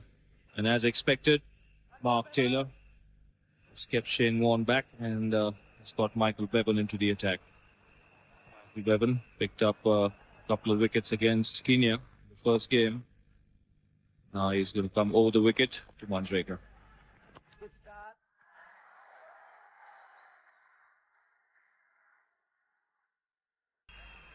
He's a very interesting change bowler, Michael Bevan, because we've seen that he's got the knack of picking up a crucial wicket, not necessarily with a good delivery, because in one-day cricket, every time a batsman sees a bad ball come along, especially after a good spell, which Warne has bowled, and he tries to, his eyes light up, trying to take the maximum advantage of it. Sometimes in that anxiety, he can hit the ball a little too hard or play the shot a little too early. And Michael Bevan can induce just such a mistake. Warne's bowled a splendid spell. Now suddenly the Indians may relax.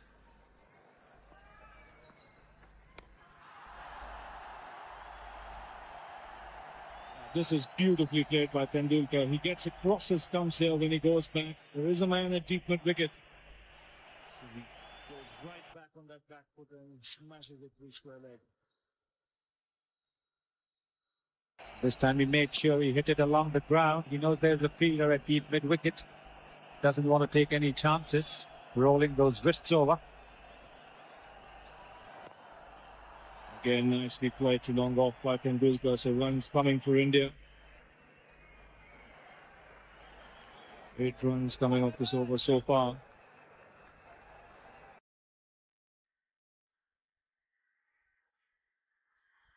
So far, the Indians have played it sensibly out there. And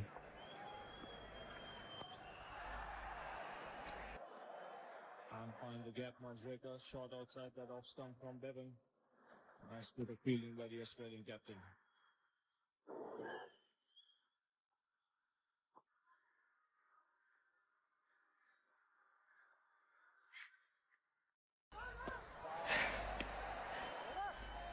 Eight of the over, 132 for 3. Tendulkar on 88. Been in terrific form for India. 100 in the first game, 70 from the West Indies. Now back in the lead.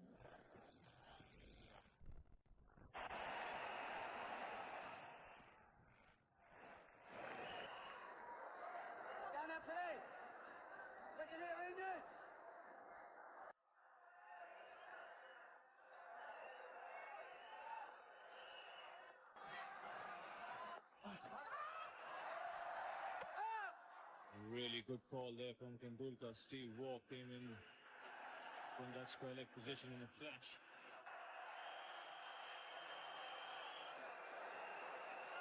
And what's important, of course, is that all this while Michael Bevan was fielding in that position, and he is left-handed. And so the two batsmen were able to take quick runs over there, but now Steve Waugh has come in there, and he throws with the right hand, so it's going to be a little bit more difficult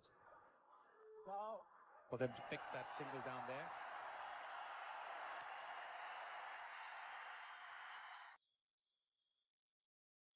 The Indians putting the pressure on the Australian fielders there by picking up these cheeky singles. The right thing to do at this stage. Don't have to do anything stupid out there.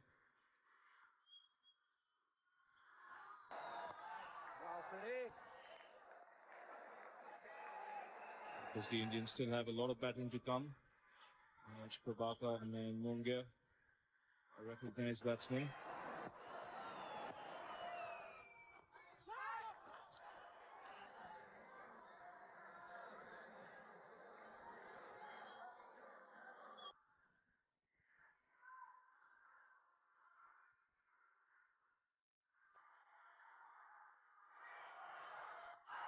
The track comes Tendulkar. Can't get it past Mark Waugh. Good over this for Australia. There's 2 runs coming off it. 134 for 3.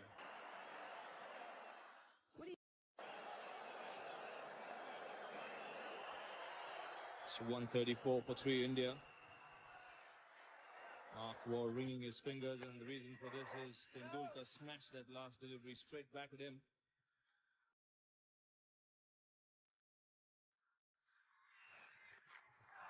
Continues and nicely played by Manjrekar on the onside for a single. That's a smart thing to do. Give the strike to the batsman who's been in for a longer time and who has a greater range of shots. Sanjay Manjrekar did just that.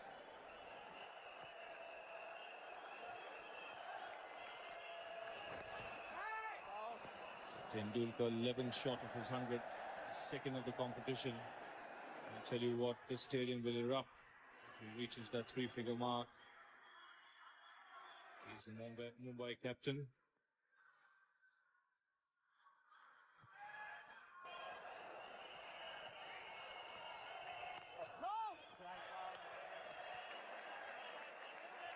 It's a good line from Michael Bevan, pitching it just outside the off stump and getting the ball to come in to the right-hander.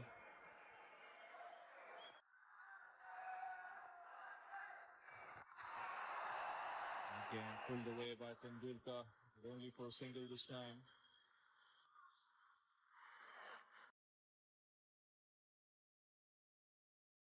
It's been a good over from Michael Bevan so far.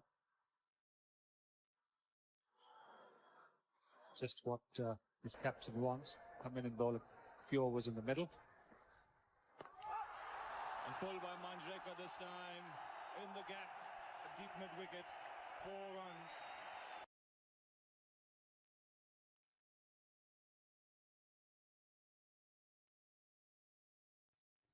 This time, one wicket getting into the act. Finding that gap over there. Michael Bevan tendency to pitch short, costing him dearly.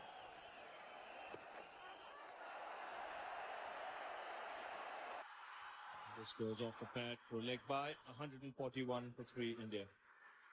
This really is a good recovery by India. Mark Waugh to continue. Shubman Rekha. Joining me in the commentary box is Tony Greig. Tony, the match evenly poised at the moment. Yes, it is, and it's really looking to me to be a fantastic game. Sachin took Tendulkar on 90 now, and if he can stay out there, if he can get his score up to around about 130, if he can just go past 100 and stay in for a while, we could be in for a humdinger of a finish. What a performance this is by India. 141 for 3 now.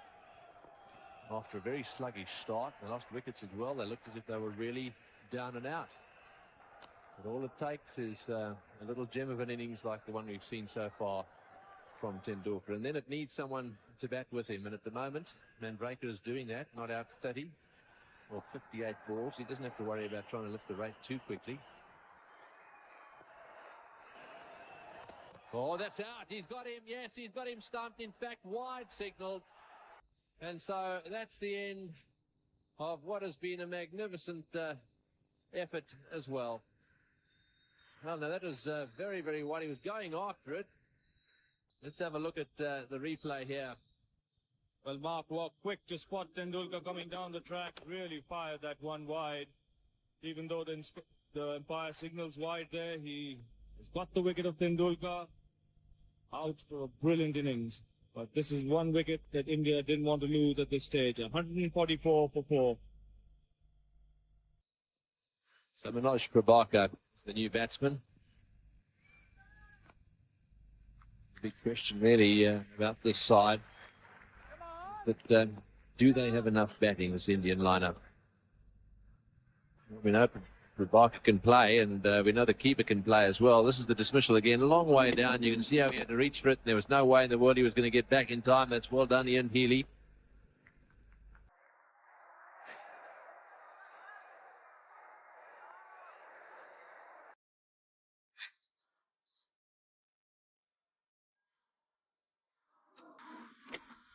You could literally see Mark Waugh knew Tendulkar was coming down the track, spotted him and fired it wide.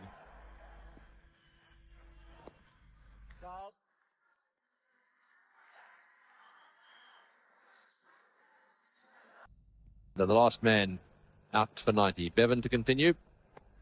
All of a sudden it'll become a different ball game. That one was popped back down the pitch to Bevan. Just for a second it looked as if it was a bump ball. It wasn't though. You watch Bevan's reaction here. One just gets a feeling that Manoj Prabhakar was surprised by this one.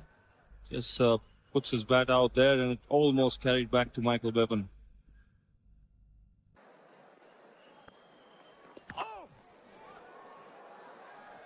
Straight away putting a new batsman under pressure. Michael Bevan. A lot of turn here from outside the off stump.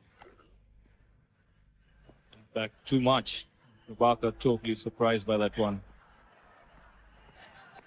Well, it's well bowled, and that's the one that went straight through. Bevan can cause all sorts of problems if he gets it right. It takes someone like Tendulkar to knock him around a bit for him to lose his confidence. You can see that was an overspin delivery, went straight on, as opposed to spin back like the one before. Good bowling by Bevan. And that one played with the spin from outside off stump. And they're coming back for the second. In comes the throw. This is gone. Yes, he's got him.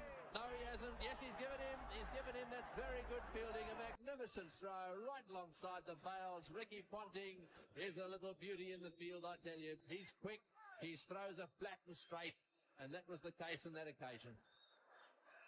Well, Manoj Prabhakar was under pressure in that over.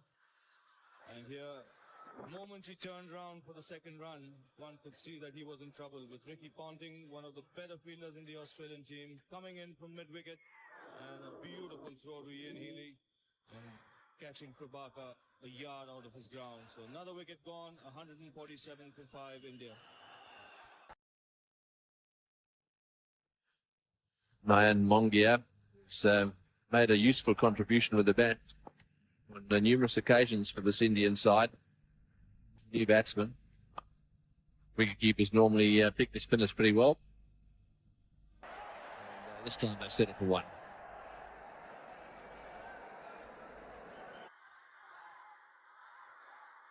And this is the wicket of Manoj Prabhakar. Out to beautiful piece of fielding from Ricky Ponting. Picking up one-handed and in the full action throwing the ball, catching Prabhakar out of his ground. He's managed to get that one away, and once again the field. So the off spinner Mark Waugh continuing. 49 for 5.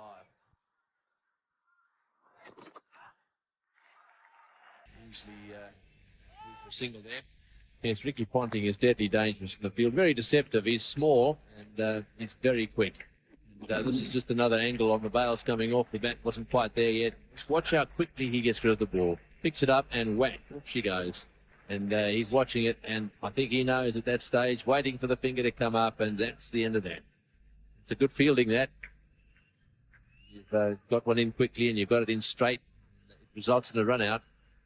You see the pain that the bowlers go through when they get smashed around the ground. Be able to make a contribution. Well, he's not had a great tournament with the bat, Ricky Ponting, but he's made amends in the field. He fielded brilliantly against Kenya in the first game for Australia, and even today he's done a splendid job. Oh! A little bit dusty out there at the moment. The ball's certainly turning a bit. We anticipated this might be the case. It certainly started looking nice and firm, but it was quite dry. There's been a fair bit of turn out there. That one spun a bit and wore. The Indians play spin very well. It's very often been the downfall of sides that have come to these parts. It's because the wicket's turning. They reckon you could bring extra spinners. The theory in the old days was to bring the quick men. They played spinners so well.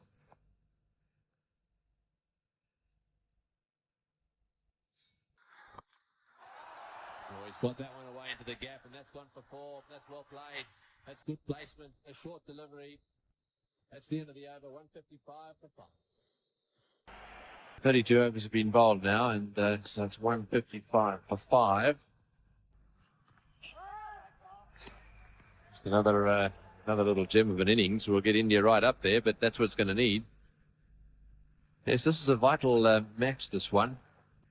India versus the Australians could end up playing a very important part in deciding exactly where these two will be or who will be top.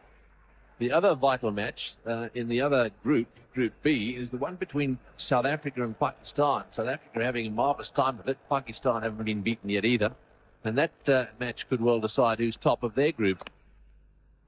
They'll be vying for it. The South Africans have already said they want to stay up in Pakistan. They're settled in up there. Pakistan obviously want to play at home.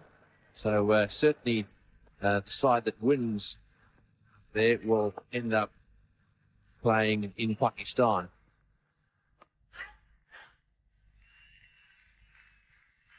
This is a good over so far from Michael Bevan, just showing that how hard it is for a new batsman coming in, the ball turning.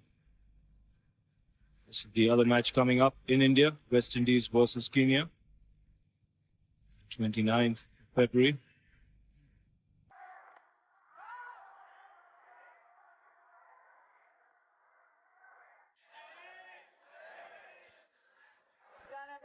Baker wanting a single there as he slid that one off the face of the bat, sort of third man. Keep singles going. It's well bowled and also well played. Just knocking it down to go for a single. That's the end of the over. 157 for 5. Well, your dollar always. Beautiful night in Mumbai. That's what it is. 102 they need. A run rate of just over a run a ball. 6.05 per over. Not going to get past Ponting. Well, when Sachin Tendulkar was out there in the middle, This is a late cut from Manjrekar. Very well fielded there by Stuart Law. Well, that's well bowled. That was close to the hook stump and very well taken by Healy. This one got quite big, and you watch Healy take this one. Well, he's keeping his eyes on the ball. This one spinning and bouncing from Mark Waugh. And good piece of glove work there by Ian Healy. That's nicely played. He's got that one away too. Very fine. Warms onto it, and the throw good. 2 balls to go. And Mark Waugh really trying to get through these overs quickly. Shane Warne, he has still 3 overs left. Bowled a beautiful spell after giving 10 runs in the first over. Thought he was a little unlucky.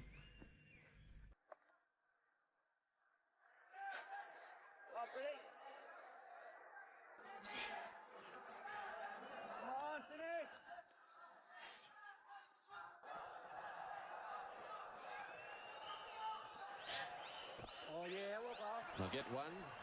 That'll take it to 159. It's 159 for 5. So Michael Bevan to continue. Left arm over the wicket. As we've mentioned, what a beautiful evening it is in Bombay or Mumbai, it's not called. That's the seafront. It's a view looking across one of the bays here. The distance there, the lights are on. Really is a magnificent sight.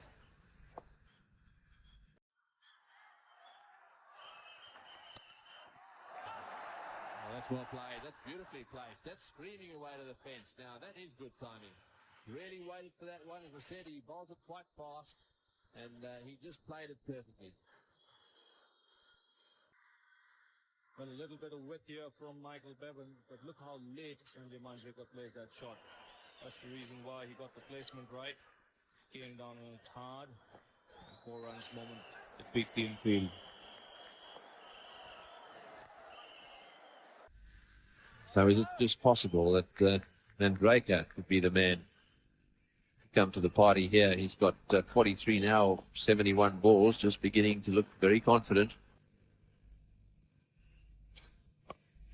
Full toss, driven away beautifully. That right into the gap as well. Will probably be cut off if they field it. Yes, they've got it.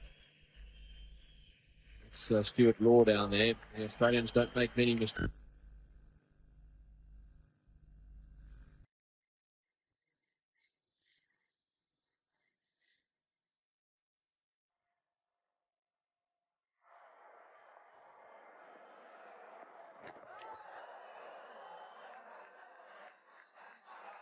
He's just trying to play that one just a little bit too square. All he needed to do was get a little bit of bat on that, and they would have had another single.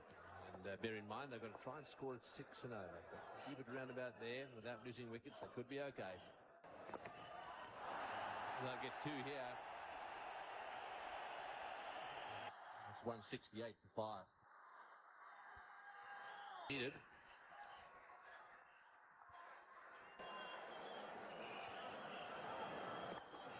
So it's 91 off 90 balls. It's now 91 off 89 balls.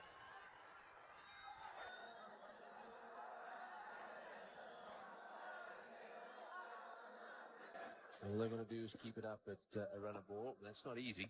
You can't afford too many dot balls, as it were. You need the odd 4. And so far, Mark Waugh has done a good job for his captain. He's bowled a good line outside that off stump and also managed to get some turn.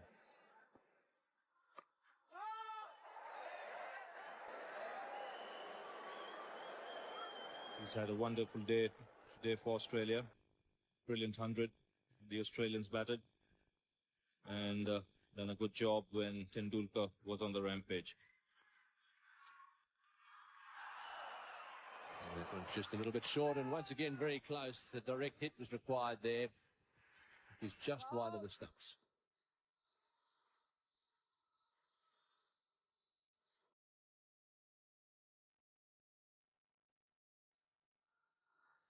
It's so often it's Ponting again, never far away. You can see there a direct hit would have had him. Would have been the end of that.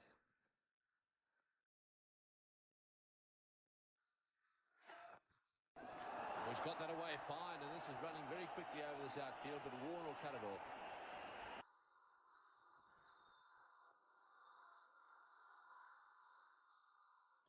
He's got a lot of runs with that shot. Sanjay Manjrekar comes nicely across the stumps, allows the ball to come onto the bat. Plays it very late.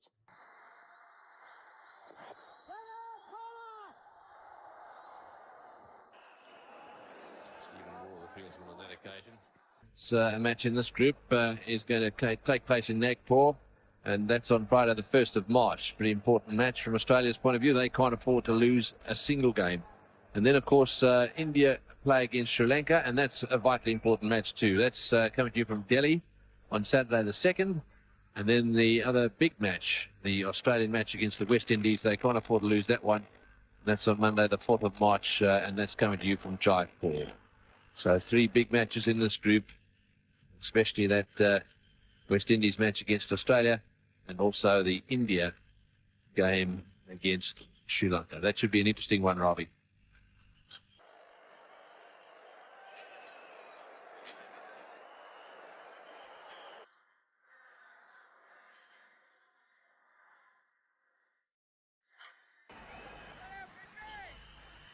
So Glenn McGrath is going to continue. He's conceded 31 runs of his 6 overs, having bowled 3 maidens. Oh, and unlucky straight away. He won't be enjoying this, Glenn McGrath, at all. He bowled so well at the beginning, and that's a good delivery. Off the edge, and away it goes for 4. He's pretty severe on himself, mind you. Got a little bit of a smile on his face. Another right smile there from Glenn McGrath, but Ryan Mongia won't mind it. It's 4 runs. Certainly not the place where he intended to play that shot.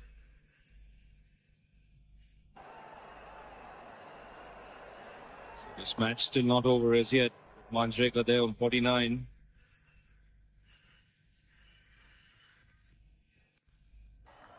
It's certainly looking pretty good out there. That's Mungia now. He's settled for a single there. He moves on now to 11 of 17 balls, and then Breaker's 49 of 76 balls.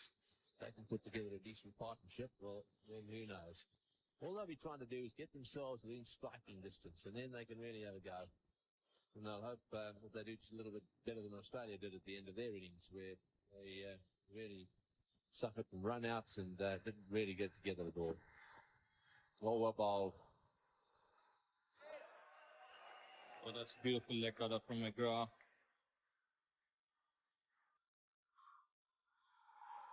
Pitching and just leaving Sanjay Manjrekar very lucky not to get an edge. Certainly has bowled well, Glenn McGrath. Got some stick from Sachin Tendulkar, but really has not had a share of luck.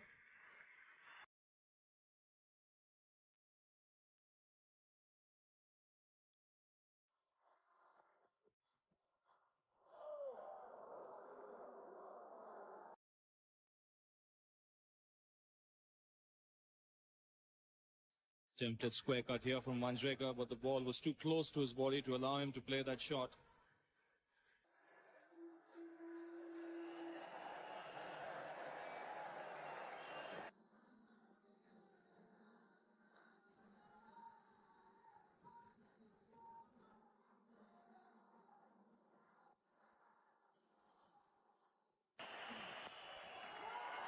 And back he goes. Once again, an example of the Australians and how they get that distance from the bat right. Stephen Waugh that time, swooping in, looking for the run out. They thought about it and then changed their minds.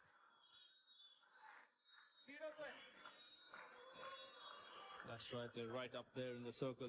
They know they cannot afford to give singles. And that's the best way of putting pressure on the batsman.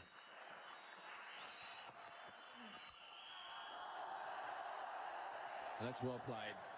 And what's more, it's brought up his half century, and it's been a vital one too. He was a very good partner for Tendulkar, and he's going to want to kick on from here. 177 for 5. That one driven away through the offside field. Well, the runs keep coming. 79 and 5 in total now. Sonny Velasco has moved into the commentary position, and with him is Ian Shaw. Thanks, Tony. The outfield very fast. One will run away to the boundary, so Mandrake doing a good job, despite the loss of Sachin Tendulkar. Yes, he's ensured that the momentum hasn't been lost. It's very difficult to recover from a blow like that. But Mandrake has kept the run rate going. He's picked the ones and the twos, and he's picked the occasional boundary as well.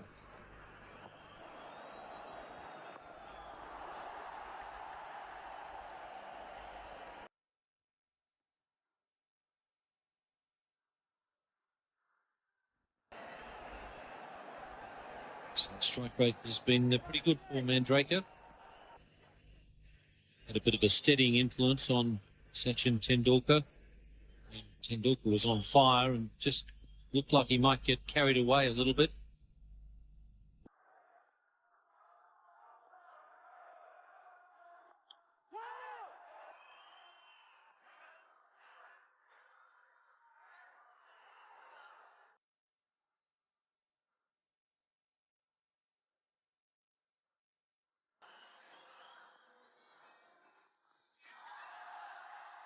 And you're doing quite a good job, giving good support.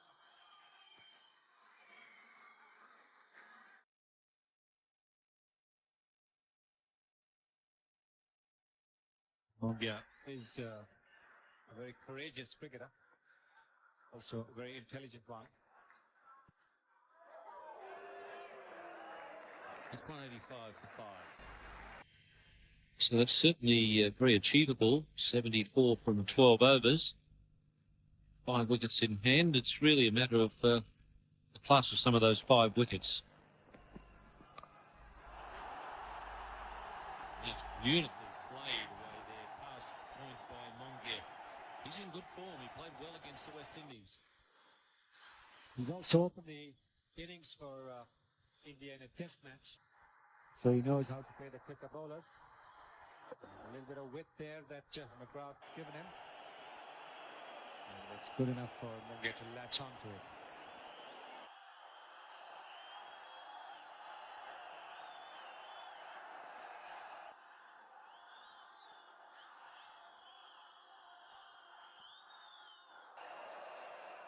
Seven fours have come off Glenn McGrath's bowling after his first 3 overs were maidens. I guess the other thing you've got to throw into that equation, with India needing 70 off 11.4 balls, I guess the other thing you must throw in is that Shane Warne will bowl 3 overs of the 11.4. He's bowling well and getting plenty of encouragement on the pitch here at Wankhede Stadium.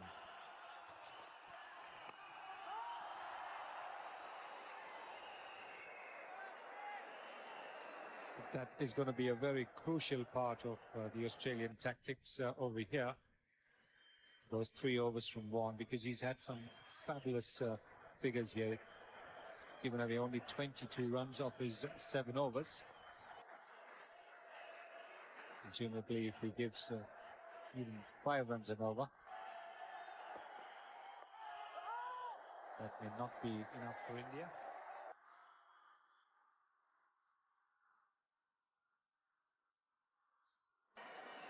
Yes, it was difficult enough for a player of the class of Tendulkar to score runs off Shane Warne, so that gives you an idea of how difficult it will be for the tail enders if they're set the task of scoring at, say, 6 and over off Shane Warne's 3 overs.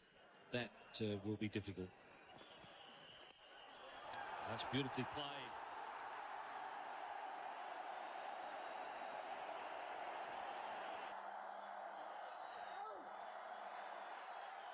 Earlier in the over, when Mongia missed that half volley, he didn't miss it. In fact, he hit it straight to the fielder at mid-on.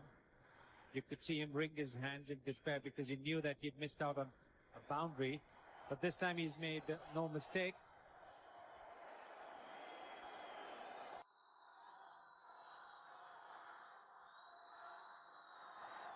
And Mongia there just pulling away because there's a kite. Has been grounded just behind Glenn McGrath. Glenn McGrath, I think, using that opportunity to take out a bit of his anger on the kite and stab it with a couple of his spikes. But Ian, you must remember that the Indians are very fair. They not only use the kites when they are bowling, they use the kites when the Australians are bowling as well. I dare say Glenn McGrath needs all the encouragement that he can get.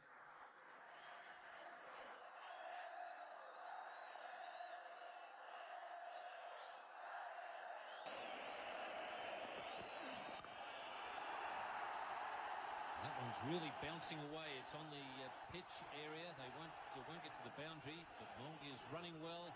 Back for 3. Terrific cricket. 196 for 5. 11 runs coming from that over, and it's quite amazing to look at Glenn McGrath's stats. His first 3 overs were maidens. 4 overs he had none for 4. Now you look down to 8 overs, and he's got none for 48. So 44 runs coming from 4 overs.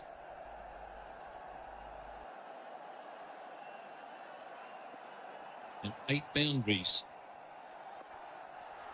in that 44. Mongia is playing like a man inspired.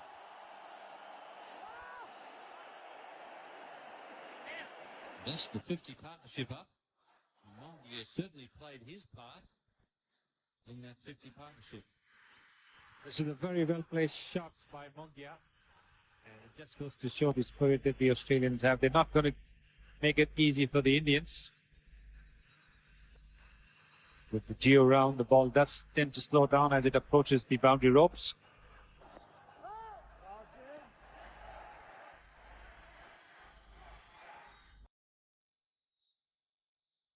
In 51, just 53 balls. So Mongia playing the sort of innings that you come to expect from Australia's keeper. Ian Healy comes in these sorts of situations and scores at a similar sort of rate. His strike rate up there with the best of the batsmen, Ian Healy, and Mongia doing a similar job for his team. Mongia's overall strike rate also an excellent one, 72.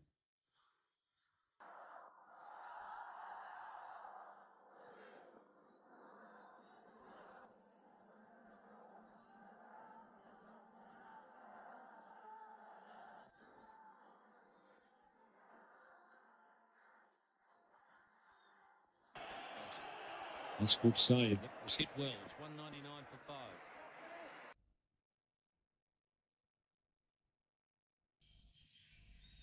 Well, we've come to expect these sort of contests between these two teams. Last 2 World Cups, that's 1987 when it was played in India and Pakistan. And then in Australia, they've met 3 times, and on 2 of those 3 occasions, there have been 1-run results. Australia winning both of those. So India would probably feel that they're due a close one. This looks like it's going to be a close one. And this one gets the feeling is going to be an important time in the match, with Shane Warne coming back on, 3 overs for him to bowl. He may not bowl all 3 on the trot. Mark Taylor may decide to just keep 1 up his sleeve, depending on what happens here.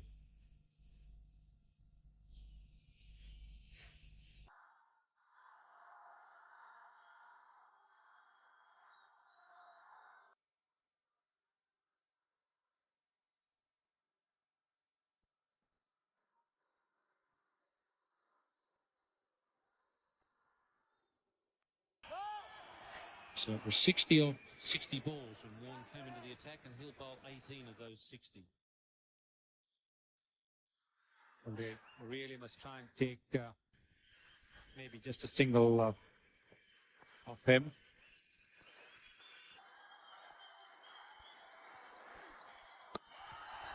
Mongia is not looking for the single. He's playing the spin bowl. The spin bowler is pretty competently, very quick on his feet and very decisive with his movements, which is what you've got to be against good spin bowling. He's been in very good form. in the interval since India played its last one-day international and the Wales World Cup. He's been playing in the Ranji Trophy. He scored a couple of hundreds there, so he's in good nick with the bat.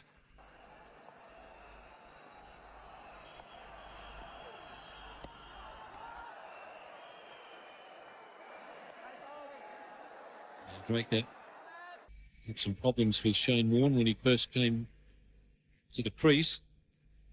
He now has 50 to his name and looking a lot more confident.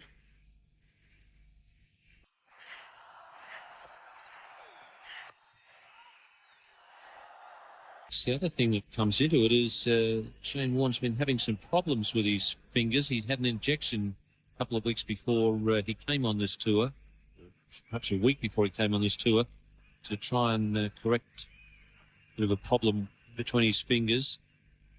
There's the cortisone injection. And I guess the hard part is when you bowl 7 overs on the trot, then you stop for a while and you've got to come back. That's when it can really have some effect, if he is still having problems with his fingers between the middle and the index finger. Played.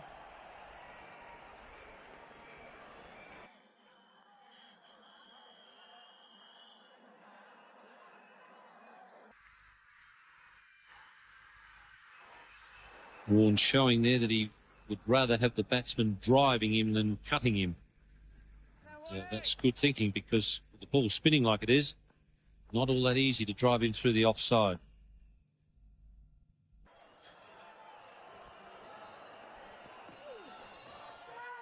And Mark Taylor, good catch, and that's well bowled. So Shane Warne, as he does so often for Australia, comes on at a crucial time and does the trick. That's beautifully bowled too by Shane Warne. Just tossing it up a little bit, getting the ball to turn in. Mark Taylor making no mistake. Excellent bowling there from Shane Warne, and India have lost their 6th wicket for 201.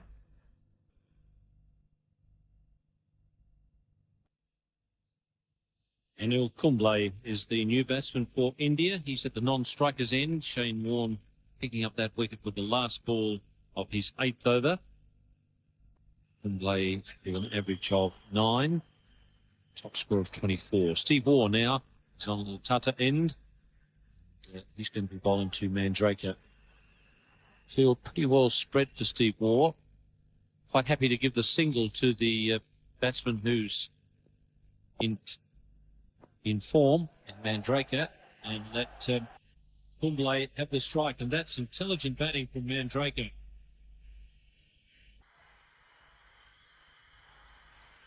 This is not quite the leg glance that Ranjit Singh Ji used to play, but it's still good enough. Mandraker letting the ball come onto the bat and then rolling his wrists. Batting very well, Sanjay Mandraker is. And Ian Healy scored him, so Steve Waugh has done the trick as well. And that's 200 dismissals for Ian Healy. Steve Waugh, with just the 2nd delivery in this innings, has got rid of a very dangerous player in Mandraker. Mandraker just feeling for the delivery outside the off stump. And a very, very simple catch there for Ian Healy. Steve Waugh has struck again, and Sanjay Mandraker is gone for a very well played 62. India 205 for 7.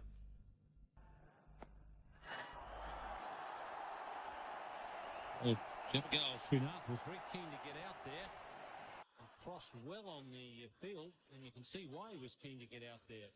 His batting has improved in the last season or so, and played that short ball pretty well. It would have been interesting to see if the ball had been caught by the fielder at backward point, whether the umpire would have called it a no ball. And that one's got past Healy. So once again, this game takes a turn.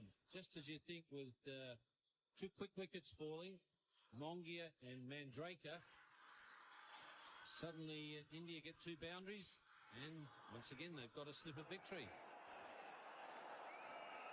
Well, Ian Healy had a bad bounce there. I don't think he really got down to it. He thought the ball would carry onto his gloves.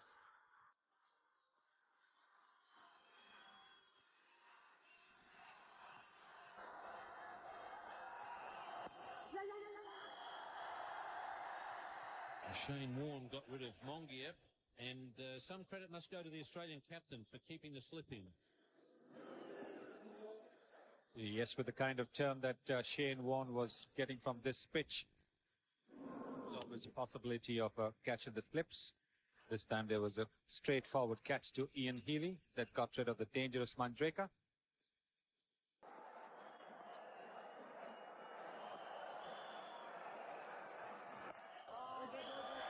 Successful over there for Steve Ward. It's 214 for 7.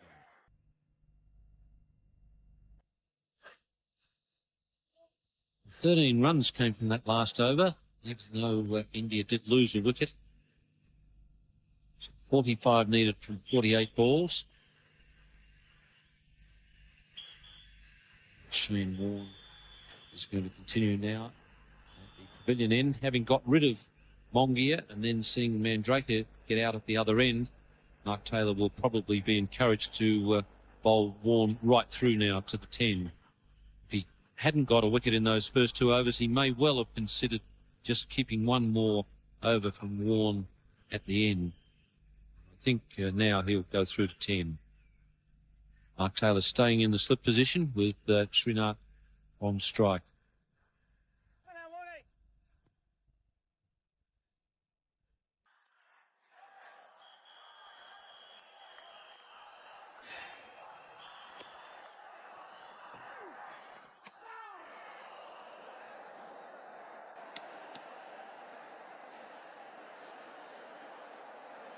He's certainly not. He's not going to go down blocking.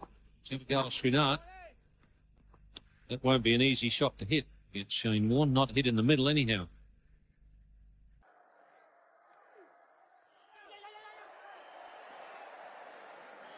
I'll tell you what, Ian, when Srinath and Kumble are batting together at the crease, there's always a possibility of a bit of a mix-up down in the middle.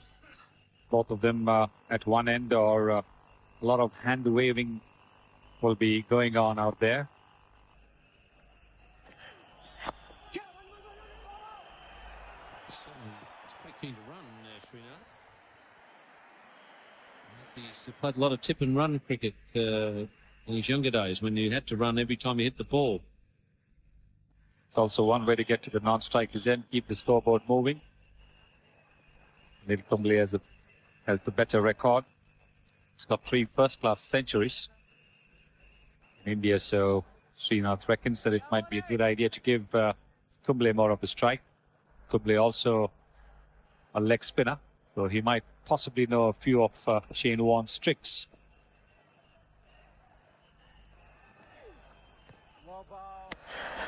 Usually great rivalry between leg spinners when they bat against a fellow leggy. Just the one desire is not to get out. That might just play into the Australian hands, because Kumble might just be content to block the deliveries, play dot balls.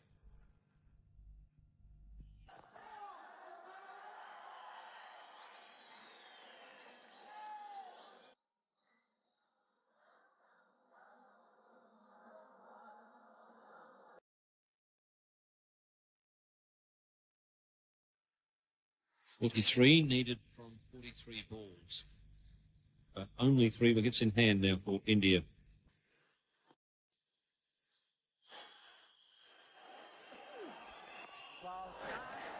It's 216 for 7.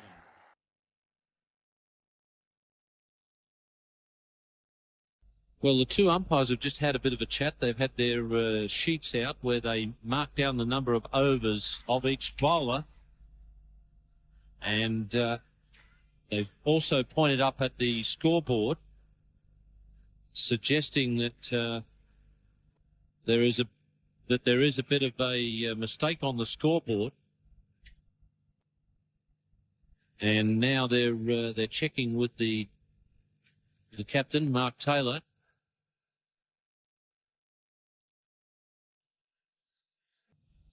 So maybe there's some sort of a problem with the number of overs on the scoreboard. I think the scoreboard that they're looking at is the one up on top of the roof, not the one that gives the video replays.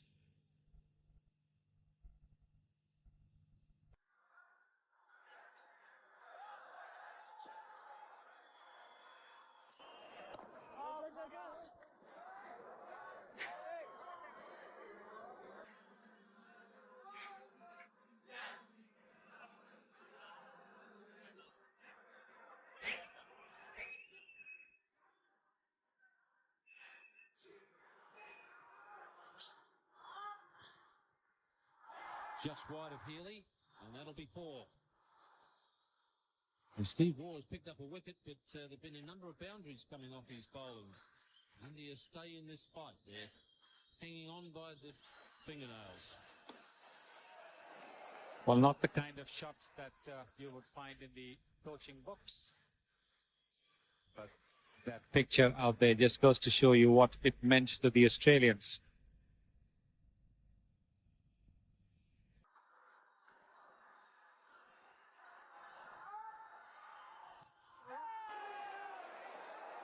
It's quite a way down the pitch there. Steve Waugh looking for the LBW, a bit ambitious.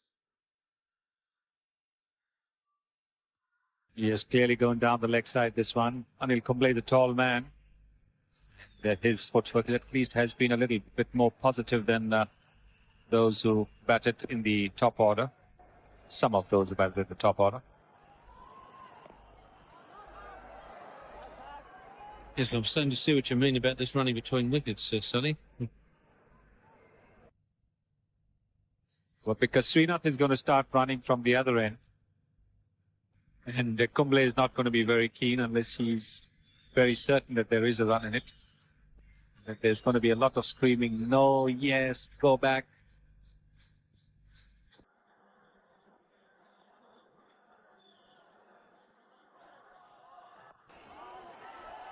What does all that sound like in Hindi, Sonny? Well, I think because we are all doing commentary in English, they are also going to be calling in English. If they start calling in Kannada, it'll go over my head too.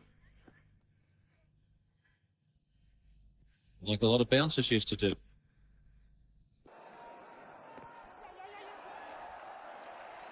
It's 2:22 for 7.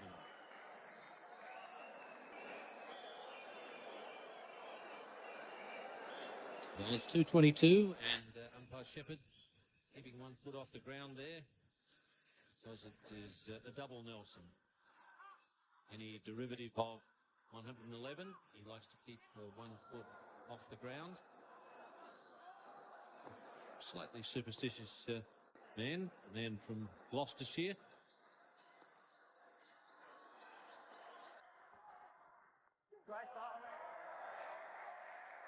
So Shep has to get him in early when he's got a spinner on. He'll probably do it as Warne is walking back to bowl. I'm sure he won't forget.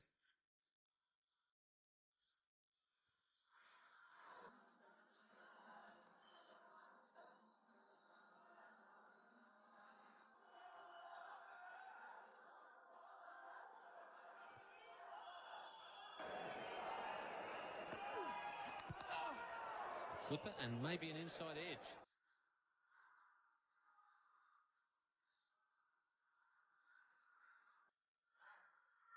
Well, yes, it was an inside edge, but nobody in his right mind would expect Healy to catch that because the ball was hit down towards the ground.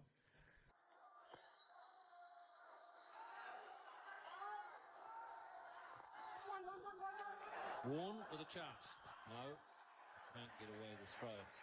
So umpire Shepherd is relieved of his duty of having to lift 1 foot. Actually, it's interesting to think of the concentration of the man to make sure that he never misses it. And every game we've seen him do, he never misses that on the scoreboard. So he obviously has tremendous concentration as an umpire, well aware of what the score is in the game.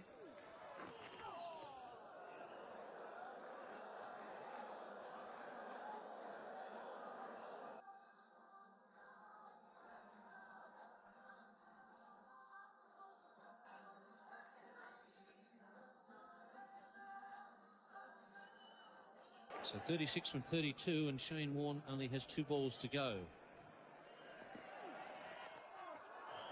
So if India can survive it, I think they'll be quite happy with the situation with Warne out of the attack.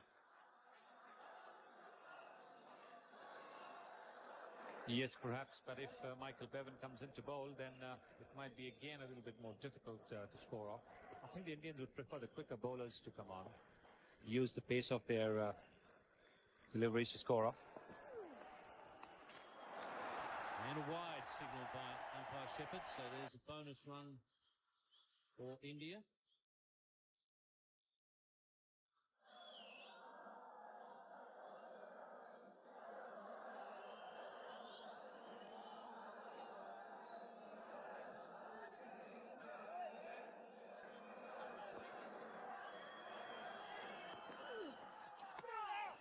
It's beautifully bowled. 224 for 7. India need 35 from 30 balls. And the score at 224 for 7. Moving into the commentary position, Ravi Shastri and Tony Greig. Thanks, Ian. Well, this score could be an interesting finish. The Indians aren't giving up yet. And as Sunny Gavaskar has pointed out, they prefer to face the seamers. They don't want these mystery bowlers. Interesting to see what Australia's captain does down the other end. Oh, he's got that one in the air. This will be out. Yes, caught mid-on. That's it. Lee making no mistake with that one. Hit high in the air. And Srinath out, caught it mid-on. And so that's 4 wickets for Fleming. Well, Javagal Srinath didn't want to leave it till the end, deciding to go over mid-on here, but getting it high on the bat, only managing to find the Australian captain at mid-on. In fact, it was Shane Lee. So, important wicket gone for India, 224 for 8. So Venkatesh Prasad is the new batsman. And, that's his record, an average of 2.25. So no great shakes with the bat according to that. What do you reckon now, Ravi? Are they a chance at all? Well, I think Srinath's wicket was very important because he can use the long handle. I think with his dismissal has gone India's hopes.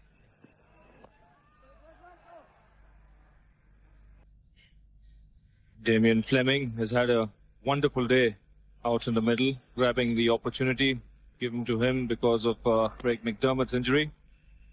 Picked up 4 important wickets, 3 in his first spell, and then the last wicket of Srinath.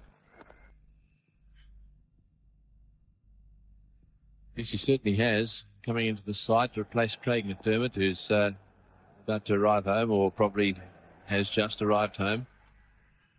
Not a nasty tear to his calf muscle. So he's been given the opportunity, and he really has risen to the occasion.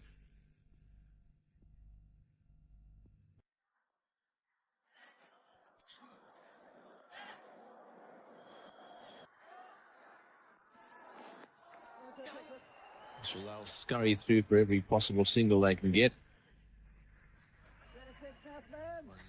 Signalled leg by Steve Dunn from New Zealand. So 34 of 26 balls. It's a strange old game, who knows? A couple of straight hits down the ground, a few paws, and all of a sudden, bowlers get a little bit tense. Certainly the crowd absolutely focused. Oh, and that's got to be close.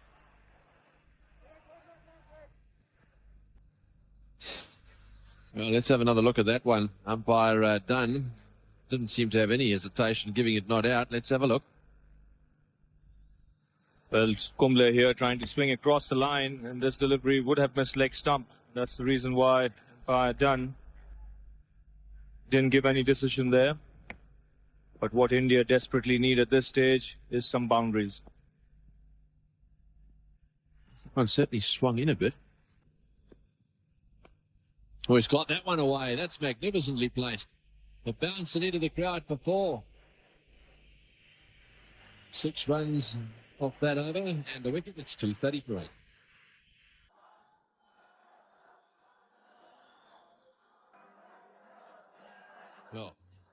going to be Steve Waugh. He will mix them up a little bit. Very cool in a crisis. Taylor giving him the ball. They'll have a little chat, and Taylor will probably move across to mid-off. The question is, can they now get away another boundary or two? That's probably their best chance. Anything that goes over the top of mid-on. I mean, there's a gap for them there now. Anything high over mid-on is 4. Ward is pushing his mid-off back. And away he goes.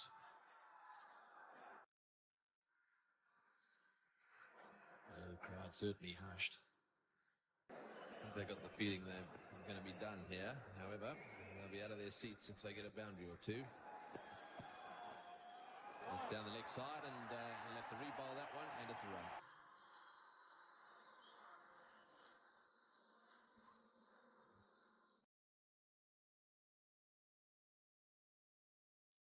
Well, the game is still not over.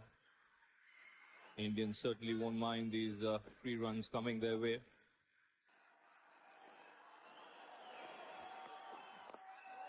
In the air, and that's it. Straight to mid-on. There's no way Bevan drops those. That one's pretty straight delivery. He tried to get it over mid-on. I think that's what he was trying to do, but unfortunately, just not enough beef in that one to get it over the top. So another wicket to Australia. This is how it happened.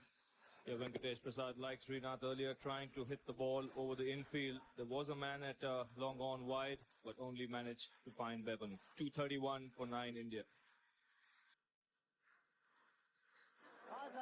So Venkatapathy Raju, the new batsman, 231 for 9. They need 258, which means 28 more runs in 23 balls.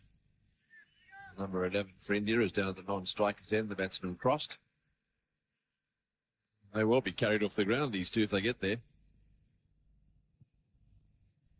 Well, that's driven down the ground beautifully and nicely fielded too by Bevan. Very quick he is, moving across to cover that one.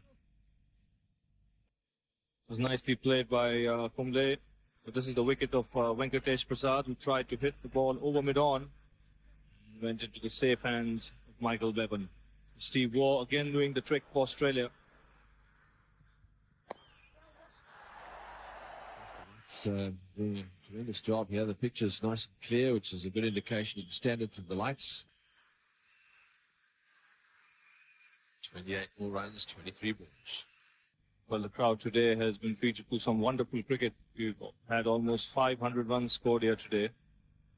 And this packed crowd of over 40,000 has enjoyed every bit of it.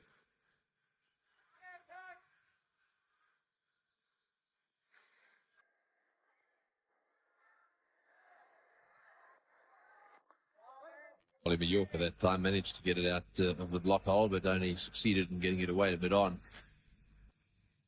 So, just trying to think what will be going through the mind of these two now.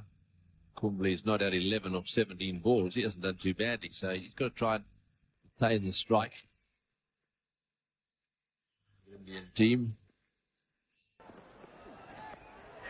got that one away square, and that is nicely timed too. This may go for 4. It has.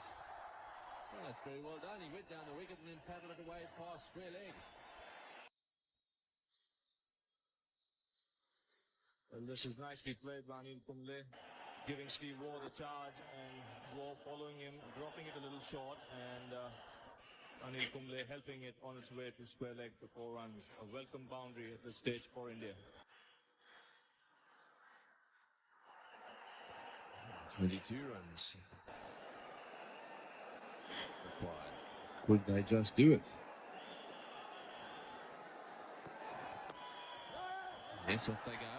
And Waugh moving in there, trying to stab that one with his foot onto the stumps. And Raju, who's only a little guy, going to make way for him. That's the end of the over. 238 for 9. Tremendous day of it. 8 overs, no maidens. 4 for 33. His figures. Raw no wicket for 48. Lee no wicket for 23. Mark Waugh got 1 for 44. Kumble on strike, Fleming the bowler. Half-hearted appeal. They get 1. Well, I'm not too sure this is what they wanted. You know more about Raju's batting than I do, Robbie. Well, Raju is more a nudger of the ball. He'd look to rotate the strike by picking up a single here and giving Anil Kumble job to get the boundaries.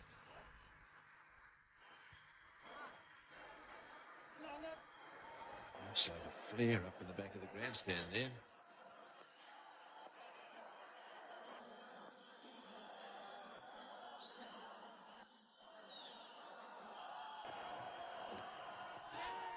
And they're asking the question down the leg side. Raju having a look at the umpire.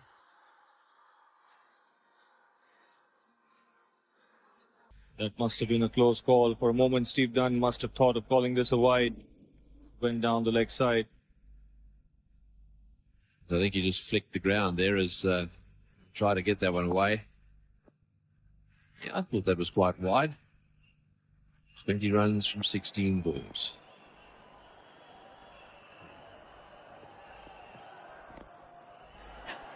Nice off they go and through for the single.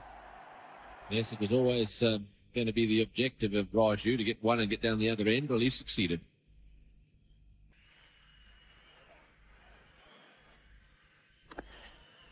Well, Anil Kumble here is taking a big start, and the moment Raju got bat on that one, he was off in a flash, calling Raju across for a single. They need a 4 or 2 to get up within striking range. Oh, he's hit that one, and it's just gone over his head. And again, just a single.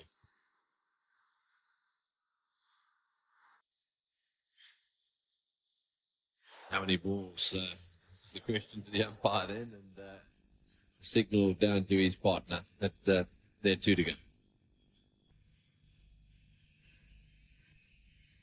Well, they've got their money's worth today, that's for sure. They've seen a magnificent innings by Mark Waugh. They've seen Tendulkar play a little gem of a knock as well. He's got that one nicely away. It seems to me that's probably his favourite shot. Get across there and paddle it away, or just close the face on it and try to do what Ambrose tries to do, just get across and play it away on the onside.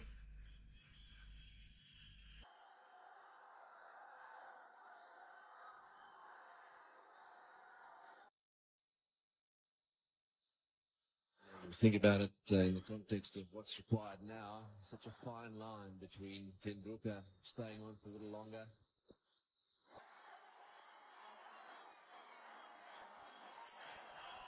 Hold him, that's the end of that. Really, he had to go for it, and what a good performance this was by Fleming. 5 wickets he's got for 36 in 8.6 overs. So good performance by the Australians, and you can see there that they are very happy indeed with the way things have gone.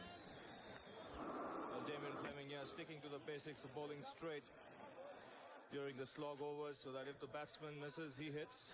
And this is exactly what's happened. Anil Kumble giving himself room, looking to hit the ball over mid-on, making no contact, and having his off-stump peg back.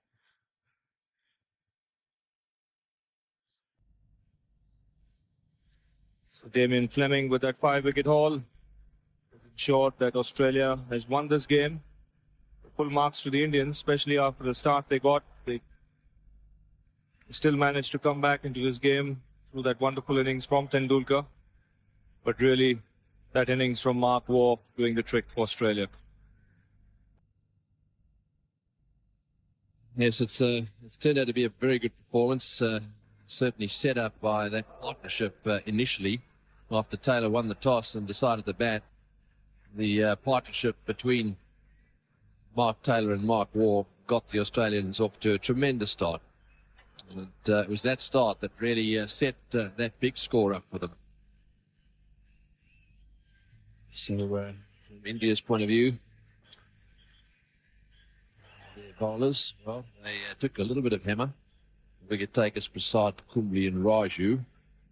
But that is the Australian batting card. You can see up at the top there, a quick fire 59 from Taylor.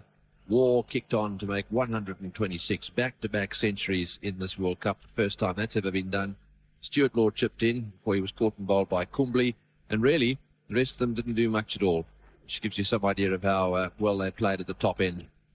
So 50 overs, they scored 258, and they would have been relatively happy with that, I suppose, except there were 5 run-outs, and that's a bit much.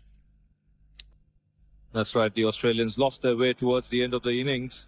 One stage they looked as if they would score somewhere in the region of 280 or 290.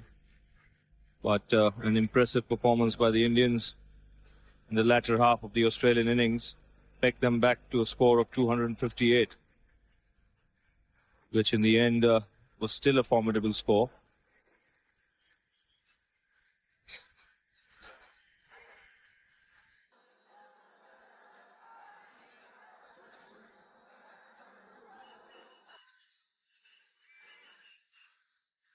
So those are the bowling figures, the Indian bowling figures. Again, their leg spinner there, 10 overs, 147, Kumble. Prasad and Raju, the other wicket takers. I thought Raju bowled quite well. Srinath too was pretty difficult in the early stages. That's the Indian batting card. Tendulkar played a gem of an innings. That really was superb. Before he was out stuffed by Healy of the bowling of Mark Waugh for 90. And also a very useful innings there from Mandraker. 62 when the chips were down, and he got some good support from Mongia. That is very important. So one or two of those low-order batsmen beginning to make a contribution from India's point of view. That's right, Tony. If only India can get off to a good start. They've got the depth in batting to trouble a lot of sides in this competition. I'm sure they would have learned a lot from today's game. There again, the Australian bowling, Damien Fleming, outstanding. 9 overs, 5 for 36 in his first game in the World Cup. Shane Warne again bowled quite beautifully to pick up that 1 wicket for 28. He went for 10 runs in his first over. After that, showed a lot of guile. Mark Waugh picking up that important wicket of Sachin Tendulkar just when he was on the rampage. Yeah, so that's an interesting one now, Robbie. Very important from Australia's point of view that they've won this match. If they end up on equal points with India, then the fact that they actually beat India is what counts before run rate. So if they're on equal points, the fact that Australia beat India means that they will go to the position above India in terms of the table when they decide who is going to play who in those quarterfinals. Very important result this, because if the Australians finish second, they would hit either the team that finishes third in the Group A. But if India finishes third, then they'll either have to play Pakistan or South Africa in the quarterfinals, and that's going to be a tough game. Right, well, Ian Chappell is down on the ground for the presentation. Well, thank you very much, Tony. Yes, in the tradition of India-Australia clashes in the World Cup, this has been another close one. Well, first up, I'm going to call on the winning captain, Mark Taylor, to come and collect the cheque for £2,000.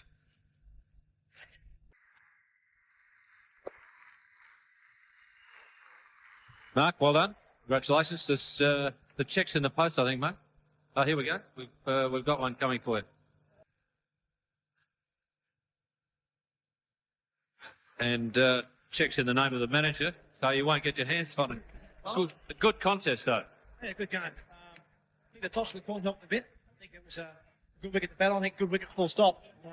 Got to a good start. Mark Waugh played well again. So, no, very well. Very good performance. I think we can improve slightly on the fielding, but all in all, a pretty good performance. Yes, a fantastic batting effort by Mark. Bit of turn there for Shane Warne as well. Yeah, Warne is coming good. He's had a bit of problem with the spinning thing, but that's starting to come good now at the right time. So he's getting a bit of work on the ball and getting some vital wickets for us. All right, well done. Congratulations. Now we'll call on Azharuddin, Mohammad Azharuddin, the Indian captain.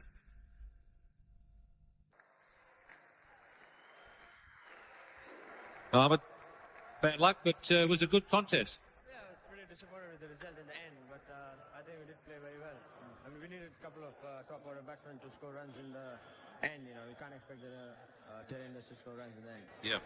Sachin's innings certainly brought the crowd to life. Well, yes, yeah, he played tremendously well, and I wish it stayed a bit longer and won the game for us. Yeah. And good to have Sanjay Mandraker in form. Well, that's right. He played very well. He's a good player. All right, and bad luck. We'll probably see you again in the competition, though. Thank you. Now we have the man of the match presentation. Mr. Mubai, the Wolves representative, has the trophy. And to make the presentation, the Chief Minister of Maharashtra, Mr. Joshi. The man of the match is Mark Waugh.